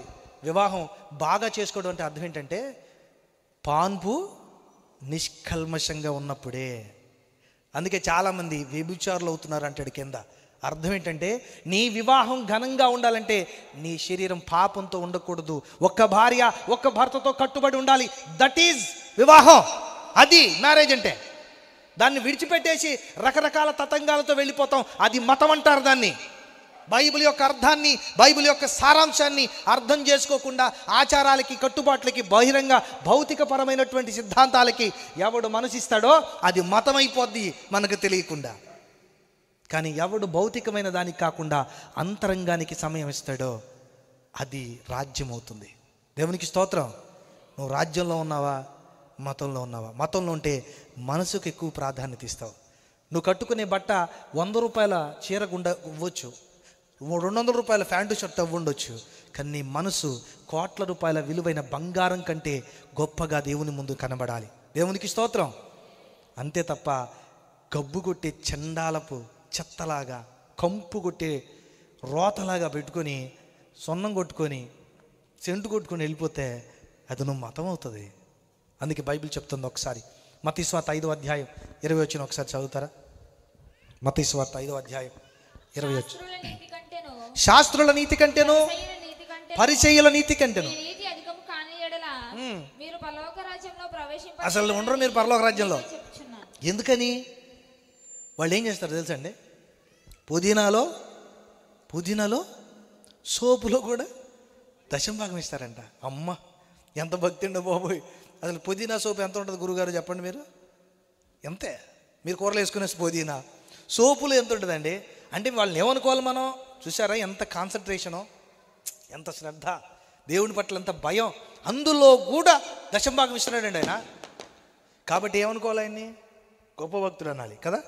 కానీ ప్రభు అంటాడు, బాబు నువ్వు నీ చేతిలో గుండె ఇచ్చే కానుకలో వచ్చిన దశంభాగం కంటే నీ మనసులో ఉన్న నీతి, కనికరము, జాలి, దయ అన్నదే నేను కన్సిడర్ చేస్తా. దట్ ఈజ్ దేవుని రాజ్యం. దేవునికి స్తోత్రం. మరి నువ్వు ఎక్కడున్నావు? మీ సంఘస్థుల్ని, దైవజనుల్ని ప్రేమించి, వారిని కనికరించి, వారి ఇబ్బందుల్లో పరామర్శించి, వాళ్ళ కష్ట నష్టాల్లో తోడుగా ఉండే దేవుని రాజ్యంలో ఉన్నావా? సుఖదుఖాల్ని పంచుకొని, కష్ట నష్టాలని అనుభవించి సమానంగా పంచుకొని, అందరం కలిసి కష్టం, అందరం కలిసి ప్రేమ, అందరం కలిసి ఆనందం పంచుకునే సంఘంలో, దేవుని రాజ్యంలో ఉన్నావా? నువ్వు ఒక్కదానివే ఆనందించేట్టు, నువ్వు ఒక్కదానివే తినేటట్టు, నువ్వు ఒక్కదానివే బతికేటట్టు, నువ్వు ఒక్కదానివే బాగుపడేటట్టుంటే చాలు అనుకునే మతంలో బతుకుతున్నావా? ఒకసారి ఆలోచించుకో. ఒకసారి మనం జీవించేది ఎక్కడ? క్రీస్తు ప్రేమను పంచుకున్న దేవుని రాజ్యంలోనా? మతం మనసుకు పట్టిన, కళ్ళకు పట్టిన భౌతికమైన సాంప్రదాయబద్ధమైన జీవితంలో? చెప్పండి ఒకసారి. మళ్ళీ మత్తయి సువార్త 23వ అధ్యాయం 23వ వచనం ఒకసారి చదువుతాం. అక్కడే ఉంటుంది చూడండి. అయ్యో ఆ శాస్త్రులారా, వేషధారులైన శాస్త్రులారా, పరిచయులారా, మీరు పుదీనాలోను జీలకర్రలో కూడా ఇస్తున్నారు మీరు. కానీ ధర్మశాస్త్రం, దేవుని వాక్యం కోరుకుంటున్న అత్యంత కీలకమైన విషయాలు అనగా న్యాయాన్ని, కనికరాన్ని, వారు ఏది ముఖ్యమో వాటిని వదిలిపెట్టేశారు. ఏది అవసరం లేదో దాని మీదే దృష్టి పెట్టారు. ఈరోజు మీరు సంఘాలను చూడండి, ఏది ముఖ్యమో అది వదిలిపెట్టేసి ఏది అవసరం లేదో దాని మీద దృష్టి పెడతారు. మీకు ఒక్క మాట చెప్తాను ప్రియులారా. నీ దగ్గర 1,00,000 రూపాయలు ఉన్నాయి. ఈ 1,00,000 రూపాయలు పెట్టి ఒక సువార్త సభ పెట్టాలనుకుంటున్నావు. ఇదే 1,00,000 రూపాయలు మీ సంఘంలోనే ఫీజు కట్టలేక ఆగిపోయిన ఒక తమ్ముడు ఉన్నాడు. చదువుకోవాలి అతను, లేదా రోగం వచ్చి చావుకు మధ్యలో ఉన్నాడు, ఇబ్బందులు ఉన్నాడు. ఈ 1,00,000 వాళ్ళకి ఇస్తే ఏమవుతాడు చెప్పండి? బతుకుతాడు. ఈ 1,00,000 పట్టుకొని నువ్వు సువార్త సభలకు పెట్టి ఆ స్టేజీ మీద నీ పేరు వేసుకొని ఏర్పాటు చేసింది అధ్యక్షులు అని పేరు చదువుకోవడానికి 1,00,000 తగలబెడతావు తప్ప ఆ పిల్లడు జీవితానికి నీ 1,00,000 ఇచ్చే మనసు నీకు రాదు. ఎందుకంటే నేను ఎందుకు ఇవ్వాలి? ఊరికి ఎందుకు ఇవ్వాలండి? కావాలంటే పారేస్తా, తగలబెడతా. ఎందుకంటే ఒక మనిషి జీవితాన్ని నిలబెట్టు నా డబ్బుని, నా కష్టాన్ని, నా మాటని నేను వినియోగించను. కానీ నా డబ్బుని, నా కష్టాన్ని వృధాగా మరి దేనికైనా ఉపయోగిస్తా. నీ జీవితంలో నువ్వు మతంలో ఉన్నావా, రాజ్యంలో ఉన్నావా తేల్చేది ఇదే. నువ్వు మనసును ఆలోచిస్తున్నావా, పైన ఉన్నటువంటి భక్తి ప్రతులను, ఆచారబంధమైనటువంటి విషయాల్ని నువ్వు చేస్తున్నావు. ఇక్కడ ఒక మాట ప్రభు అన్నాడు, ఓ శాస్త్రులారా, పరిచయులారా, మీరు పుదీనాలో కూడా ఇస్తున్నారా, మంచిదే ఇవ్వండి, కానీ వీటిని మానక అటెండ్ చేయాలి. నువ్వు సంఘంలో దశంభాగాలు ఇవ్వు, సంఘంలో సువార్తకివ్వు, దానితో పాటు కష్టపడుతున్న వాడికి సాయం కూడా ఇవ్వు, బాధపడేవాడికి అండగా ఉండు, వాడి కన్నీరు తుడిచే చేతిగా ఉండు, వాడి బాధల్లో నువ్వు తోడుగా ఉండు, వాడి కన్నీటిని తుడిచే ఓదార్పువై ఉండు. అవి చెయ్యో, అది వద్దు మనకి. దానివల్ల ఏ లాభం ఉండదు, మన డబ్బులు పోతాయి. మరి నీ పేరు ఎక్కడ బాగా చదవబడుతుందో అక్కడ ఉంటావు, ఉండు. అది చేయాలి, ఇది కూడా చేయాలి. అదవుతుందా? ఇది దేవుని రాజ్యం. మళ్ళీ చదువుతారా? దేవుని రాజ్యం చాలమ్మా. దేవుని రాజ్యంలో మూడవది ఏముంటుందో తెలుసా అండి? దేవుని రాజ్యంలో క్షమాపణ, ఆశీర్వాదం ఉంటుంది. దేవుని రాజ్యంలో ఏముంటుంది? క్షమాపణ ఉంటుంది. బైబిల్ చదువుదాం ఒకసారి. యాకోబు పత్రిక 2వ అధ్యాయం 1 నుంచి 4 వచనాలు. నా సహోదరులారా, మహిమా స్వరూపియగు మన ప్రభువైన, నా సహోదరులారా, మహిమా స్వరూపియగు మన ప్రభువైన యేసుక్రీస్తును గూర్చిన విశ్వాస విషయంలో మోమాటం కలిగి ఉండకండి తల్లులారా. ఎందుకంటే బంగారు ఉంగరము పెట్టుకొని, బాగా బంగారు ఉంగరాలు పెట్టుకొని, ప్రశస్త వస్త్రములు ధరించి, మంచి ఖరీదైన కోట్లు వేసుకొని ఒక ఆయన సమాజ మందిరంలోనికి వచ్చి మీ చర్చిలోకి వచ్చాడు అనుకుందాం. మురికి బట్టలు కట్టుకున్న దరిద్రుడును, బాగా మురిగిపోయి చీవు బట్టి చిరిగిపోయిన బట్టలు వేసుకుని ఒకడు వచ్చాడు అనుకున్నాం. లోపలికి వచ్చి మీరు ఎవరిని ఇన్వైట్ చేస్తారు? మీరు ఎవరిని లోపలికి రండి సార్, నమస్తే సార్ రండి అని ఎవరిని అంటారు? చెప్పాలి, ఎవరిని పిలుస్తారు? ఇప్పుడు ఇక్కడ యేసయ్యని నిన్ను పక్కన పెడదాం. యేసయ్య ఎవరిని పిలుస్తాడు చెప్పండి? పరిచయుని పిలుస్తాడా, సొంకర్ని పిలుస్తాడా? చెప్పాలి గట్టిగా. ఏమన్నా పరిచయుని పిలుస్తావు, సొంకర్నా? యేసయ్య అయితే సొంకర్ని పిలుస్తాడు. నువ్వేం చేస్తావు? ఇప్పుడు జాన్ సురేష్ అన్న మంచి కోట్ వేసుకొని అప్పు తెచ్చి చేసుకున్నాను, మళ్ళీ అక్కడ పోతే నవీన్ అన్న ఏందన్న ఎట్లా వచ్చావు అంటాడేమోనని అప్పు చేసి తీసుకొచ్చాను. ఏంటి కోట్ వేసుకొని వచ్చాడు, జాన్ సురేష్ గారు రండి అని నాకు కూర్చి చేస్తారు కదా. చిరిగిపోయిన బట్టలు వేసుకొని మూతి కార్చుకుంటా ఆడాడ తిరుగుతుంటే ఏమంటారు అక్కాయిలు మీరు? అడుగు అని అక్కాయి అంటే, ఈ అక్కాయి అంటే నువ్వు అడుగు అంటది. ఆ అక్కాయి మొత్తం తీసుకెళ్ళి అటు తరుగుతారు ఆయన్ని. ఎందుకు తరుగుతున్నారు, రండి కూర్చోబెట్టండి, ఏ ఊరిని ఇది ఏంటి అని కడిగి శుభ్రం చేసి మంచి బట్టలు ఇచ్చి వాక్యం విను అంటారండి. అంత టైం ఉందా మనకి? యూట్యూబ్లోనో ఫేస్బుక్లోనే ఎవడు ఏమైనా చేశాడు అనుకోండి, ఓరక లైకేగా టక్ వాడు కొట్టేస్తాం, అంతే అయిపోయింది, మనకు బాధ్యత తీరిపోయింది. అది మతం. కానీ దేవుని రాజ్యం ఏం చేస్తుందో తెలుసా? ప్రియ సహోదరులారా చదవమ్మా. ప్రశస్త వస్త్రములు కట్టుకున్నోడిని చూచి సన్మానించి రండి పెద్ద కుర్చీలో కూర్చోండి అని ఆ దరిద్రుడితో పక్క పో, అక్కడ పో, బయట పో, లేకపోతే ఇక్కడ కూర్చో అన్నాడు అనుకోండి. అప్పుడు ఏమంటాడు ప్రభు మనల్ని? మనసులో భేదాలు పెట్టుకొని, అదేంటి దురాలోచన ఏంటండి? ఇప్పుడు మా విశిష్టత అతిథి వచ్చాడు, ఆయన కుర్చీలో కూర్చోబెట్టినాడు, ఎవడో తెలియదు మాకు, ఆయన ఎట్లా కుర్చీలో కూర్చోబెట్టమంటారా ఏంటి? భేదాలు అంటారేంటి మీరు అని యేసయ్య ఉంటే అడిగి కడిగి పడేద్దాం కదండి మనం. కానీ అది మతం, ఇది రాజ్యం. ఎందుకంటే దేవుని రాజ్యంలో అందరూ సమానమే. దేవుని రాజ్యానికి, ఈ రాజ్యాన్ని దేవుడు కట్టినప్పుడు ప్రపంచంలో ఉన్న గొప్పవైన రాజ్యాలన్నీ తునాతునకలు అవ్వడానికి కారణం ఏంటో తెలుసా? ఈ రాజ్యానికి ఆ రాజ్యానికి ఉన్న వ్యత్యాసం అదే. దీన్ని విభజించే అసమానమైన సాటి లేని గొప్ప లక్షణాలు ఈ ప్రపంచంలో ఇప్పటికీ దాన్ని తుదముట్టించలేనంత గొప్ప సామ్రాజ్యంగా నానాటికి విస్తరిస్తూనే ఉంది. అది క్రీస్తు సామ్రాజ్యం. దాన్ని కట్టింది క్రీస్తు ప్రేమతో. ఆ ప్రేమ దేవుని రాజ్యం. అర్థమైందా? కానీ మనం ఎక్కడున్నాం? ఆ ప్రేమ రాజ్యంలో ఉంటే ఎక్కడుంటాం? మదర్ తెరీసా ఉన్న చోట ఉంటాం, మనం విలియం కేరీ ఉన్న చోట ఉంటాం, అయ్యర్ దొర ఉన్న చోట ఉంటాం, ఎందరో మిషనరీలు ఉన్న చోట మనం ఉంటాం. వాళ్ళలాగా ఆలోచిస్తూ ఉంటాం, వాళ్ళలాగా పని చేస్తూ ఉంటాం. కానీ అక్కడ లేని చోట కొట్టుకుంటూ ఉంటాం, తిట్టుకుంటూ ఉంటాం. పాట కాడ, పందిరి కాడ, పానకం కాడ, ఇంకా కానుకల కాడ, పలహారం కాడ, చిన్నదానికి పెద్దదానికి, అవసరం లేని దానికి అనవసరమైన దానికి, అసలు అది పెద్ద పరిగణలో తీసుకోవాల్సిన పనే లేని దానికి అలుగుతాం, చర్చిలే మానేస్తాం, ప్రార్థనలకే రాం. ఇంటికాడ తొంగు నిద్రపోతుంటాయి ఇక్కడ సభలు జరుగుతుంటే బాబు. ఎందుకంటే నువ్వు మతంలో ఉన్నావు. ఈ మతం నీ బుర్రకి నీ మనసుకు బూజు పట్టేస్తుంది. ప్రేమ జాలి కనికరాల మీద దృష్టి పెట్టనివ్వదు. దేవుని వాక్యం ఏదో అది జరగనివ్వదు. చేసే వాళ్ళకి అడ్డుపుల్లేస్తుంది, కాళ్ళని బంధాలుగా నిలబెడుతుంది. పరలోకం వెళ్ళాలనే లక్ష్యం ఉండదు. ఈ భూమి మీద పేరు ప్రఖ్యాతులు గౌరవాలు మన పేరు బజాయించేసి డప్పు కొట్టాలని కోరుకునే ఆశలే మాత్రమే ఉంటాయి ఈ లోకంలో. ప్రియ అక్కలారా, ప్రియ చెల్లెలారా, ఆ రాజ్యం కోసమే ప్రవీణ్ పగడాల తుదముట్టించబడ్డాడు ఈ లోకంలో. దేవునికి స్తోత్రం. ఎందుకంటే ఆ రాజ్యంలో నువ్వు నేను మనందరం ఉండడానికి, ఆ రాజ్యంలో నేను మీరందరూ బతకడానికి. మరి ఒక్క మాట చేద్దామా? చూడండి, నాలుగవది ప్రేమ. నాలుగవది ప్రేమ. అది ఎట్లా ఉంటుందో ఒకసారి చెప్తాను మీకు. ఆచారానికి ప్రేమకున్న వ్యత్యాసాన్ని నేను చెప్తాను. ఒకసారి మీరు మొదటి యోహాను పత్రిక 3వ అధ్యాయం 14వ వచనం చదువుదాం. మనము సహోదరులను ప్రేమించుచున్నాము కనుక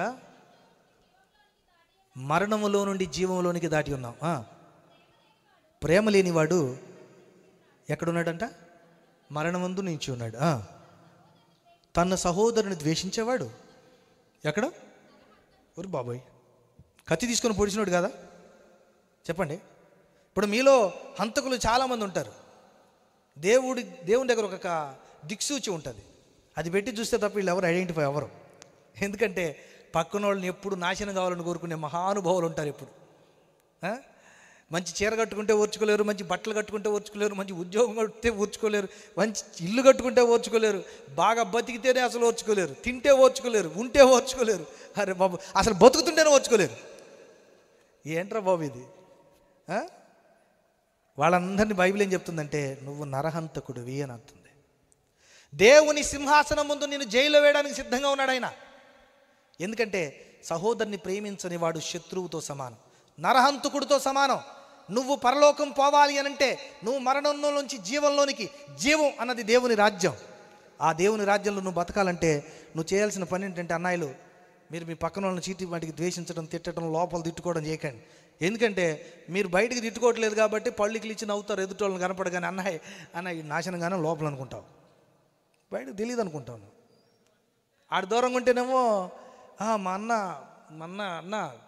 వచ్చాడు చూసారా, అన్న మామూలుడు కాదన్న, అన్న లేకపోతే చర్చి లేదన్న అంటావు. పక్కపోతే వీడే సగం పుల్ల పెట్టేది, ఇక్కడ వీడే నాశనం చేసేది అంటాడు. ఈ డబుల్ గేమ్ ఏంట్రా బాబు? గుర్తుపెట్టుకో, నరహంతకుడు నువ్వు, తీవ్రమైన నరహంతకుడివి. మనసులో చంపుతున్న, లోపల ద్వేషాన్ని పెట్టుకున్నావు. ప్రేమించాల్సిన ప్రతి చిన్న దాంట్లో, ప్రతి చిన్నదే కుర్చీ దగ్గర దన్నుకుంటారు తెలుసా అండి కొంతమంది. కుర్చీ దగ్గర, అరే బాబాయ్ నా కుర్చీ వేయలేదు అనుకుంటాడు ఒక ఆయన. ఇక చర్చే మానేశాడు ఒక ఆయన. ఎందుకు అంటే పాస్టర్ గారు నేను వస్తే కుర్చీ వేయాలి, పాస్టర్ గారు వేయాలంట కుర్చీ ఆయనకి. అమ్మ ఏమైపోయారు అంతా, ఎట్లయిపోయారు? నీ సహోదరుని ప్రేమించని ప్రతి వాడు నరహత్య చేసిన వాడితో సమానం. నువ్వు మతంలో ఉంటే ద్వేషిస్తావు. ద్వేషంలో ఉన్నవాడు జీవంలో ఉండడు. వాడు పరలోకానికి కాదు కదా, కనీసం గడప కూడా దాటడు, గడప కూడా తాకలేడు. పరలోకం అని ఇక్కడ జపం చేసుకుంటూ ఉండండి. నేను పోతానండి పరలోకం పోవాలి పాస్టర్ గారు, పరలోకం అండి, పరలోక నోటితో చదువుకుంటూ కూర్చో, ఏ ప్రయోజనం ఉండదు. జపం చేసుకుంటూ ఉండడమే. కానీ దానికి తగినట్టు నీ జీవితం లేకపోతే, ప్రేమించడం లేకపోతే, నీ పక్కన్న నీ సహోదరిని ఏ చిన్న కారణం చేతైనా ద్వేషిస్తున్నావంటే, మరణకరమైన పాపం నుంచి కూడా క్షమాపణ ఇవ్వగలిగిన దేవుని బిడ్డవై ఉండి నువ్వు క్షమించలేకపోతే, యోహాను పత్రిక 4వ అధ్యాయం 20వ వచనం ప్రకారం నీ కంటికి కనపడుతున్న నీ పక్కనే ప్రేమించలేనోడివి కంటికి కనపడిన యేసయ్యను ప్రేమిస్తాను అని చెప్పి యేసయ్యా అని దీర్ఘం పాటలు పాడేస్తే నువ్వు పరలోకం పోవు. నీ పాస్టర్ గారిని ప్రేమించు. ఆయన గద్దించాడు కాబట్టి తిట్టుకున్నావా, పోతావు నరకానికి. పెద్దల్ని ప్రేమించు, నీ సహోదరుని ప్రేమించు, నీ పక్క వాళ్ళని ప్రేమించు. ప్రేమించడం అంటే అర్థం ఏంటో తెలుసా? మన ఈ మధ్య ఒకడు అంటున్నాడు, అన్నా నువ్వు చెప్పిన దగ్గర నుంచి మా సంఘంలో వాళ్ళందరినీ ప్రేమిస్తున్నానన్నా అన్నాడు. ఏం చేస్తున్నావు అంటే ప్రేమిస్తున్నానన్నా. అరే ఏం చేస్తాను? ప్రేమిస్తున్నానన్నా అంటే దానికి అర్థం లేదారా? అంటే నువ్వు చెప్పే కదన్నా ప్రేమించమని, ప్రేమిస్తున్నా అంటే ఎట్లా రా అంటే చూస్తున్నానన్నా, అందరినీ చూస్తున్నా, వాళ్ళు కనపడ్డప్పుడల్లా మనసులో ప్రేమిస్తా అట్లా అంటున్నాడంట. ఒరే అది ప్రేమ, అది ప్రేమ. నాకు తెలిసిన గతంలో ఒక ఆవిడ అనుకునేదంట, భర్త పనికి వెళ్ళిపోయి సాయంత్రం వచ్చేదాకా ఫోన్ల మీద ఫోన్లు చేస్తుందంట. ఏమండి తిన్నావా, ఏమండి వస్తున్నావా, ఏమండి లేట్ అయిపోయింది. ఇదే గోల. ప్రేమ ప్రేమ ప్రేమ. ఇంటికి వచ్చిన తర్వాత టీవీ సీరియల్ పెట్టుకుని ఆయన పట్టించుకోదంట. అది కథ. ఆయనే వండుకోవాలంట, ఆయనే పెట్టుకోవాలంట, ఆయనే తిని పడుకునేటప్పుడు చెప్పాలంట, బాయ్ నేను పడుకుంటున్నారా అని. అప్పుడు దాకా ఈడేం చేయాలా? చెప్పాలి. ఏదో జగన్నాటకం నాటికి చూసి నిద్రపోవాలి. అప్పుడు ఆవిడ బయట వచ్చి ఏమంటుందంటే, మా ఆయన అంటే నాకెంత ప్రేమ వదినా, ఆయన లేకపోతే ఒక్కరోజు కూడా నిద్రపోదు, ఉంటే మాత్రం నిద్రపోతుందంటే ఏంటి? ప్రేమది. ప్రేమ అంటే కంటితో చూసేది కాదు. ప్రేమ అంటే మనిషిని చూస్తూ ప్రేమించేది కాదు. ప్రేమ అంటే ప్రేమిస్తున్నానని పాటలు పాడితే ప్రేమ కాదు. ప్రేమ అంటే అర్థం ఏంటో తెలుసా? నిన్ను ద్వేషించేవాడు, నీకు హాని కలిగించినవాడు, నిన్ను తిట్టినవాడు, నిన్ను విమర్శించినవాడు అని తెలిసినా వాడిని క్షమించడమే ప్రేమ. గట్టిగా చప్పట్లు కూడా దేవుని కనపడదాం. అది దేవుని రాజ్యంలో ఉంటుంది. అందుకే పౌలు ఈ ప్రపంచంలో మరి ఏ కవి రాయలేనంత గొప్పగా ప్రేమ గురించి రాశాడు. నువ్వు చెప్పుకుంటున్న సినిమా రచయితలు ఎవ్వడూ రాయలేనంత గొప్పగా ప్రేమ గురించి రాశాడు. ఈ సినిమా రచయితలను అడగండి ప్రేమ గురించి అంటే, గిచ్చండి గిల్లండి కొరకండి నరకండి అదే ప్రేమ అంటాడు. గిచ్చడం ఏంటి, కొరకడం ఏంటి, నరకడం ఏంటి ప్రేమ ఏంద్రా? ఒకసారి కొరకమనండి, ఉంటుందా ప్రేమ? వాడు ప్రేమించిన అమ్మాయిని పక్కన కూర్చొని, ఓ మై డియర్ నిన్ను ప్రేమిస్తున్నాను కొరికితే ఉంటుందా అమ్మాయి? ఓరే దరిద్రుడు, నువ్వెక్కడ దొరికేవరా, నాకు కుక్క ఏమైనా కరిచిందా ఏంటి, నన్ను కరుస్తున్నావని పారిపోద్ది. అది ప్రేమ, అది ప్రేమ అనుకుంటా. కానీ బైబిల్ చెప్తున్న ప్రేమ ఏంటంటే, నిన్ను ద్వేషించేవాడిని కూడా ప్రేమించడమే ప్రేమ అంటే. మీరు కొరింథీయులకు రాసిన పత్రిక 13వ అధ్యాయం 4వ వచనం చదివితే అక్కడ బైబిల్ చెప్తుంది ప్రేమకున్న లక్షణాలు. ఈ ప్రపంచంలో మరి ఏ రచయిత చెప్పలా. ప్రేమ దీర్ఘకాలం సహించును. 2 రోజులు కాదు అక్కాయి. మీరు అంటుంటారు సహనానికి కూడా హద్దు ఉంటుంది అన్నాయ్, ఎంతకాలం అని పడాలా అంటావు నువ్వు. కానీ బైబిల్ చెప్తుంది ప్రేమ దీర్ఘకాలం సహించమంటుంది. నువ్వు ఎంత కఠినుడవైనా, మీ అత్తామామను తిట్టినా కొట్టినా, వృద్ధాప్యంలో బాత్రూంలో ఆముదం వేసి పడగొట్టకూడదు వాళ్ళని, సబ్బు నీళ్ళు పోసి కొల్చకూడదు. మనం చేసే పనులు అవే. మా అత్త మంచిది కదండి, బాగా వయసులో ఉన్నప్పుడు నన్ను ఏడిపించిందండి, కాబట్టి ఇప్పుడు నేను ఏడిపిస్తానండి అంటే కుదరదు.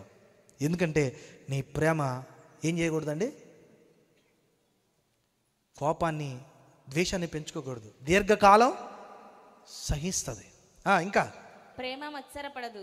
ప్రేమ పక్కోడు బాగున్నాడని ఎడవదండి, వాడు ఇంకా బాగుపడాలని కోరుకుంటుంది. ఇది క్రైస్తవ ప్రేమ. నువ్వు దేవుని బిడ్డవైతే, దేవుని రాజ్యంలో ఉంటే ఈ లోకానికి నీ రాజ్యానికి చాలా వ్యత్యాసం ఉంటుంది, తెలుసుకో. ఆ వ్యత్యాసం ఎక్కడుంది అంటే నీ ప్రవర్తనలో ఉంటుంది. దేవుని రాజ్యంలో ఉన్న ప్రతి ఒక్కని ఆలోచన విధానం, ప్రవర్తన, చేసే ప్రతి పని, ప్రవర్తన కంప్లీట్ డిఫరెంట్గా ఉంటుంది. లోకంలో వాడు ప్రతిదానికి ద్వేషిస్తాడు, నువ్వు ద్వేషించవు. ప్రతిదానికి తిడతాడు, నువ్వు తిట్టావు. వాడు చంపాలనుకున్న సందర్భాల్లో నువ్వు ప్రేమిస్తావు, కనికరిస్తావు, జాలి చూపిస్తావు. చిన్న మాటకే చంపుకుంటున్న దేశంలో అతి పెద్ద సమస్యను కూడా క్షమిస్తావు. అది దేవుని రాజ్యం అంటే. కానీ ఒక్క మాట కూడా పడలేమే మనం, ఒక్క మాట. ఇక్కడ నాకు తెలిసి ఈ సమావేశంలో ఎవరో ఒకళ్ళు అలిగిలో ఉంటారు, అలగకుండా ఉంటారండి. అలకపోతే ఆశ్చర్యపోవాలా. ఎందుకు అలిగిపోయావు అంటే అన్నం పెట్టలేదనో, మైకి ఇవ్వలేదనో, పాట పాడలేదనో. ఏమో పాడాలా మనం, బాలసుబ్రహ్మణ్యం మైకి ఇచ్చి పాడకపోతే ఈ దేశం, ఈ లోకం అంతా ఏమైపోద్దోనే వాళ్ళ బాధ. నేను పాడకపోతే ఏమవుద్ది ఈ లోకం అని. పిల్లరా, ఇది సమాజంలో స్వభావం. కానీ మతం అలా ఉంటే ప్రేమ ఏం చేస్తుంది తెలుసా? క్షమిస్తుంది. అపకారాన్ని నువ్వు చిన్న మాటనే గట్టిగా ఉరిని చూస్తే ఉరు చూపినే మనసులో పెట్టుకుంటావు. ఆడేంటి అట్లా చూశాడు నన్ను, అసలు ఏమనుకుంటున్నాడు వాడు నన్ను, ఏంటి వాడు పై చూసుకుంటూ వెళ్ళిపోతాడేంటి, నేనేంటి ఎట్లా కనపడుతున్నావు వాడికి, ఏది ఒక చూపుకి ఇన్ని అర్థాలా, ఓరి బాబోయ్ ఇన్ని పెడార్థాలా, ఇన్ని నానా అర్థాలా. అది లోకంలో ఉన్న, మతంలో ఉన్న స్వభావం. కానీ ప్రేమలో ఉన్న స్వభావం ప్రతి దాన్ని పాజిటివ్గా ఆలోచిస్తుంది. ప్రేమ. నువ్వు మతంలో ఉన్నావా, రాజ్యంలో ఉన్నావా? ప్రియక్క, నువ్వు మతంలో ఉంటే నువ్వు మార్చుకోవాల్సిన పనే లేదు. నీ మాట మార్చుకోవాల్సిన పని లేదు, నీ కోపాన్ని అణుచుకోవాల్సిన పని లేదు, నీ ప్రవర్తన అణుచుకోవాల్సిన పని లేదు. అసలు నీ కంప్లీట్గా నీ ఇష్టం వచ్చినట్టు బతికేసే. కానీ దేవుని రాజ్యంలో ఉంటే నువ్వు యేసుక్రీస్తులా బతకడం ప్రారంభించాలి. గట్టిగా చప్పట్లో దేవుని కనపడద్దు. నువ్వు యేసుక్రీస్తు అవ్వాలి అంతే. నువ్వు యేసుక్రీస్తుగా మారడానికి నీ ప్రయాణం కొనసాగించాలంటే నీ మాటలోను ప్రవర్తనలోను వేసే ప్రతి అడుగులో యేసు రిఫ్లెక్ట్ అవ్వాలి. దేవునికి స్తోత్రం. లేదనుకో మనకి ఇంకా ఆత్రం ఏముండదు. చదువుదాం చివరి మాట. దేవుని రాజ్యం ఎట్లుంటుందో చివరి మాట. క్షమించాలి, ఈ లోకంలో ఉన్న స్వభావం ఎట్లుంటుందో ఒకసారి చదివి మనం వెళ్ళిపోదాం. తిమోతి పత్రిక. ఈ రాజ్యంలో ప్రేమ ఉంటుంది, లోకంలో లేదా మతంలో కఠినమైన నియమాలు ఉంటాయి.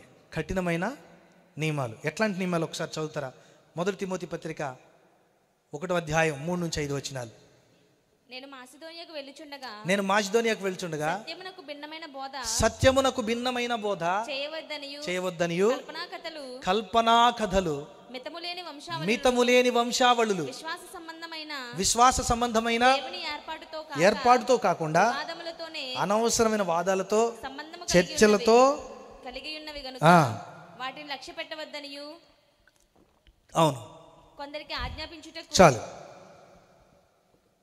దేవుని ప్రేమకి మతంలో ఉన్న వ్యత్యాసానికి ఇదే అర్థం. ఇప్పుడు మతంలో ఎట్లుంటుందంటే పొద్దుస్తమానం నీ తప్పు నా తప్పు, ఆడికేం తెలుసు వీడికేం తెలుసు, రాత్రి చూసుకుందాం తన్నుకుందాం, ఇదే గోల. కానీ ప్రేమ ఉన్నోడు ఏం చేస్తాడు? రా ఆలోచిద్దాం, సాధ్యమైతే చర్చిద్దాం, ప్రేమపూర్వకంగా నడుచుకుందాం, ఏది మంచో అది తీసుకుందాం, ప్రేమ. కానీ మతంలో ఎట్లుంటుందంటే పొద్దుస్తమానం నువ్వు అట్లా కూర్చోకూడదు, అక్కడ కూర్చోకూడదు, అక్కడ నిలబడకూడదు, నువ్వు ఈ బట్టలు వేసుకోకూడదు, నువ్వు అది వేసుకోకూడదు, నువ్వు ఇది వేసుకోకూడదు, ఇదే గోల. నువ్వు ఎర్ర చొక్కా ఎందుకు వేసుకున్నావు, నువ్వు నల్ల చొక్కా ఎందుకు వేసుకున్నావు? కఠినమైన నియమాలు, కఠినమైన పద్ధతులు, కఠినమైనటువంటి సిద్ధాంతాలు. మనిషి కూర్చున్న తప్పు పట్టడం, నిలబడ్డా తప్పు పట్టడం, నడిచినా తప్పు పట్టడం, ఏం చేసినా తప్పే. నిన్న ఒక పాస్టర్ గారు చెప్తున్నారు నాకు. ఓ పాస్టర్ గారు, బిషప్ గారు పోలీస్ స్టేషన్ దగ్గర కనపడ్డాడంట. ఎక్కడ? Police station. తప్ప అండి ఏమన్నా? అంటే పోలీస్ స్టేషన్ ఏమన్నా దొంగలు ఉంటారా ఏంటి? అక్కడ ఎవరైనా వెళ్ళొచ్చు కదా. అక్కడ ఉంటే ఒక ఆయన వచ్చి, విశ్వాసి, పాస్టర్ గారు మీరేమిటి ఈ పోలీస్ స్టేషన్ ఏమిటి, పోండి పోండి, ఎవరైనా చూస్తే ఏమని అనుకుంటారు పోండి అన్నాడంట. ఆడు సాయంత్రం సారా కొట్టు దగ్గర కనపడ్డాడంట. ఇప్పుడు ఏ తప్పండి చెప్పండి? ఏ తప్పు? సారా కొట్టు దగ్గర కనపడ్డావా, పోలీస్ స్టేషన్ దగ్గర కనపడ్డావా? ఏవి ముఖ్యమైనవో వాటి మీద మనం శ్రద్ధ పెట్టాం. స్టేషన్ దగ్గర కనపడితే తప్పు, స్టేషన్కి వెళ్తే తప్పు, న్యాయం అడిగితే తప్పు. నువ్వు ఎస్ఐ అయితే తప్పు, లాయర్ అయితే తప్పు, జడ్జి అయితే తప్పు. లాయర్ చదవకూడదురా, అన్ని దొంగలు అబద్ధాలు చెప్పాలొద్దు. జడ్జి ఎందుకురా, మనకెందుకు, ప్రార్థన చేసుకుందాం. నువ్వు ఏమీ అవ్వద్దు, నువ్వు అదవ్వద్దు ఇదవ్వద్దు, అసలు ఎట్లా ఉండొద్దు, 4 గోళ్ల మధ్య అంతే మతంలో బతికేసాయి. నువ్వు ప్రార్థన చేస్తే పరలోకం పోతావు, నువ్వు ఏలబడితే పరలోకం పోతావు, ఏడుస్తే పరలోకం పోతావు. ఎప్పుడు ఎప్పుడు ఎప్పుడు ఏడుపు గొడ్డు మొహంతో 4 గోళ్ల మధ్య బంధిని చేసేస్తుంది మతం నేను. కానీ దేవుని రాజ్యం ఈ సమాజంలో ఉన్న ఈ ప్రజలందరి కొరకు పనిచేసే సాధనాలుగా, మేధావులుగా, కలెక్టర్లుగా, రాజులుగా, సింహాసనాలను అధిష్ఠించే పరిస్థితుల్లోనికి, జ్ఞానంలోనికి తన సమాజాన్ని కాపాడుకునే వివేకమైనవంతమైన సమాజంగా మనం తీర్చిదిద్దుతుంది. గట్టిగా చప్పట్లు కూడా దేవుని కనపడుద్దాం. ఇది కాకుండా నిన్ను 4 గోడల మధ్య మూఢభక్తితో నింపుతుంది అని అంటే నువ్వు గుర్తుపెట్టుకు నువ్వు మతంలో ఉన్నావని. నా చిన్నప్పుడు ఒకరోజు నేను ఒక కార్యక్రమానికి వెళ్ళాను. అది సోషల్ వర్క్. అది దేశంలో ఉన్న చాలామంది చిన్న చిన్న పిల్లల్ని తస్కరించుకొని తీసుకెళ్ళి విదేశాల్లో అమ్ముకుంటున్నారు. యాంటీ ట్రాఫికింగ్ ప్రాజెక్ట్ అంటారు దాన్ని. వాళ్ళని వ్యతిరేకిస్తూ ప్రజల్లో అవగాహన కలిగించడానికి నా చిన్నప్పుడు ఒక ప్రోగ్రాం, కలెక్టర్ గారి ప్రోగ్రాం చేశాను. మేమందరం ఒక ఊర్లో ప్రోగ్రాం చేసి ఆ దగ్గరే ఉన్న చర్చిలో అన్నం తిని పడుకుందామని వెళ్ళాం. ఆ ఊరుకు చెందిన ఒక అమ్మాయి కూడా మా టీంలో ఉంది. అంతే అన్యులు కూడా ఉన్నారు వాళ్ళలో. మేము ఆ చర్చిలో వెళ్ళాం, అన్నం తిందామని అన్నం పార్సిల్స్ అటు ఓపెన్ చేసాం. వెంటనే ఆ సంఘంలో ఉన్న విశ్వాసులు పాస్టర్లు చేశారు. పాస్టర్ గారు, ఎవరు మీరు, ఏమిటిది, దివారాత్రులు ప్రార్థన జరిగేటువంటి పరిశుద్ధ ప్రదేశంలో ఇంత దారుణంగా చేస్తారా మీరు, లేండి. అందరిని తినే సగంలో లేపేశారు. అన్యులు ఉన్నారు వాళ్ళలో, కళ్ళని నీళ్లు పెట్టుకున్నారు. ఏం జాన్ సురేష్, మీ సంఘం, మీ క్రైస్తవులు ప్రేమిస్తారని చెప్పావు, మనుషులకు విలువ ఇస్తారని చెప్పావు, యేసుక్రీస్తు ప్రేమామయుడు అని చెప్పావు. ఒక్క 10 నిమిషాలు అన్నం తినడానికి పరిశుద్ధ ప్రదేశం అపవిత్రం అయిపోద్దా? ఇదా మీరు నేర్చిపోయేది? మీకు పంతుళ్ళకి ఏంటయ్యా తేడా? మీకు ఈ లోకంలో ఉన్న వాళ్ళకి ఏంటయ్యా తేడా అని అంటే నా గుండె నలిగిపోయిందండి. గుండె నలిగిపోయింది. ఎందుకో చెప్పమంటారా?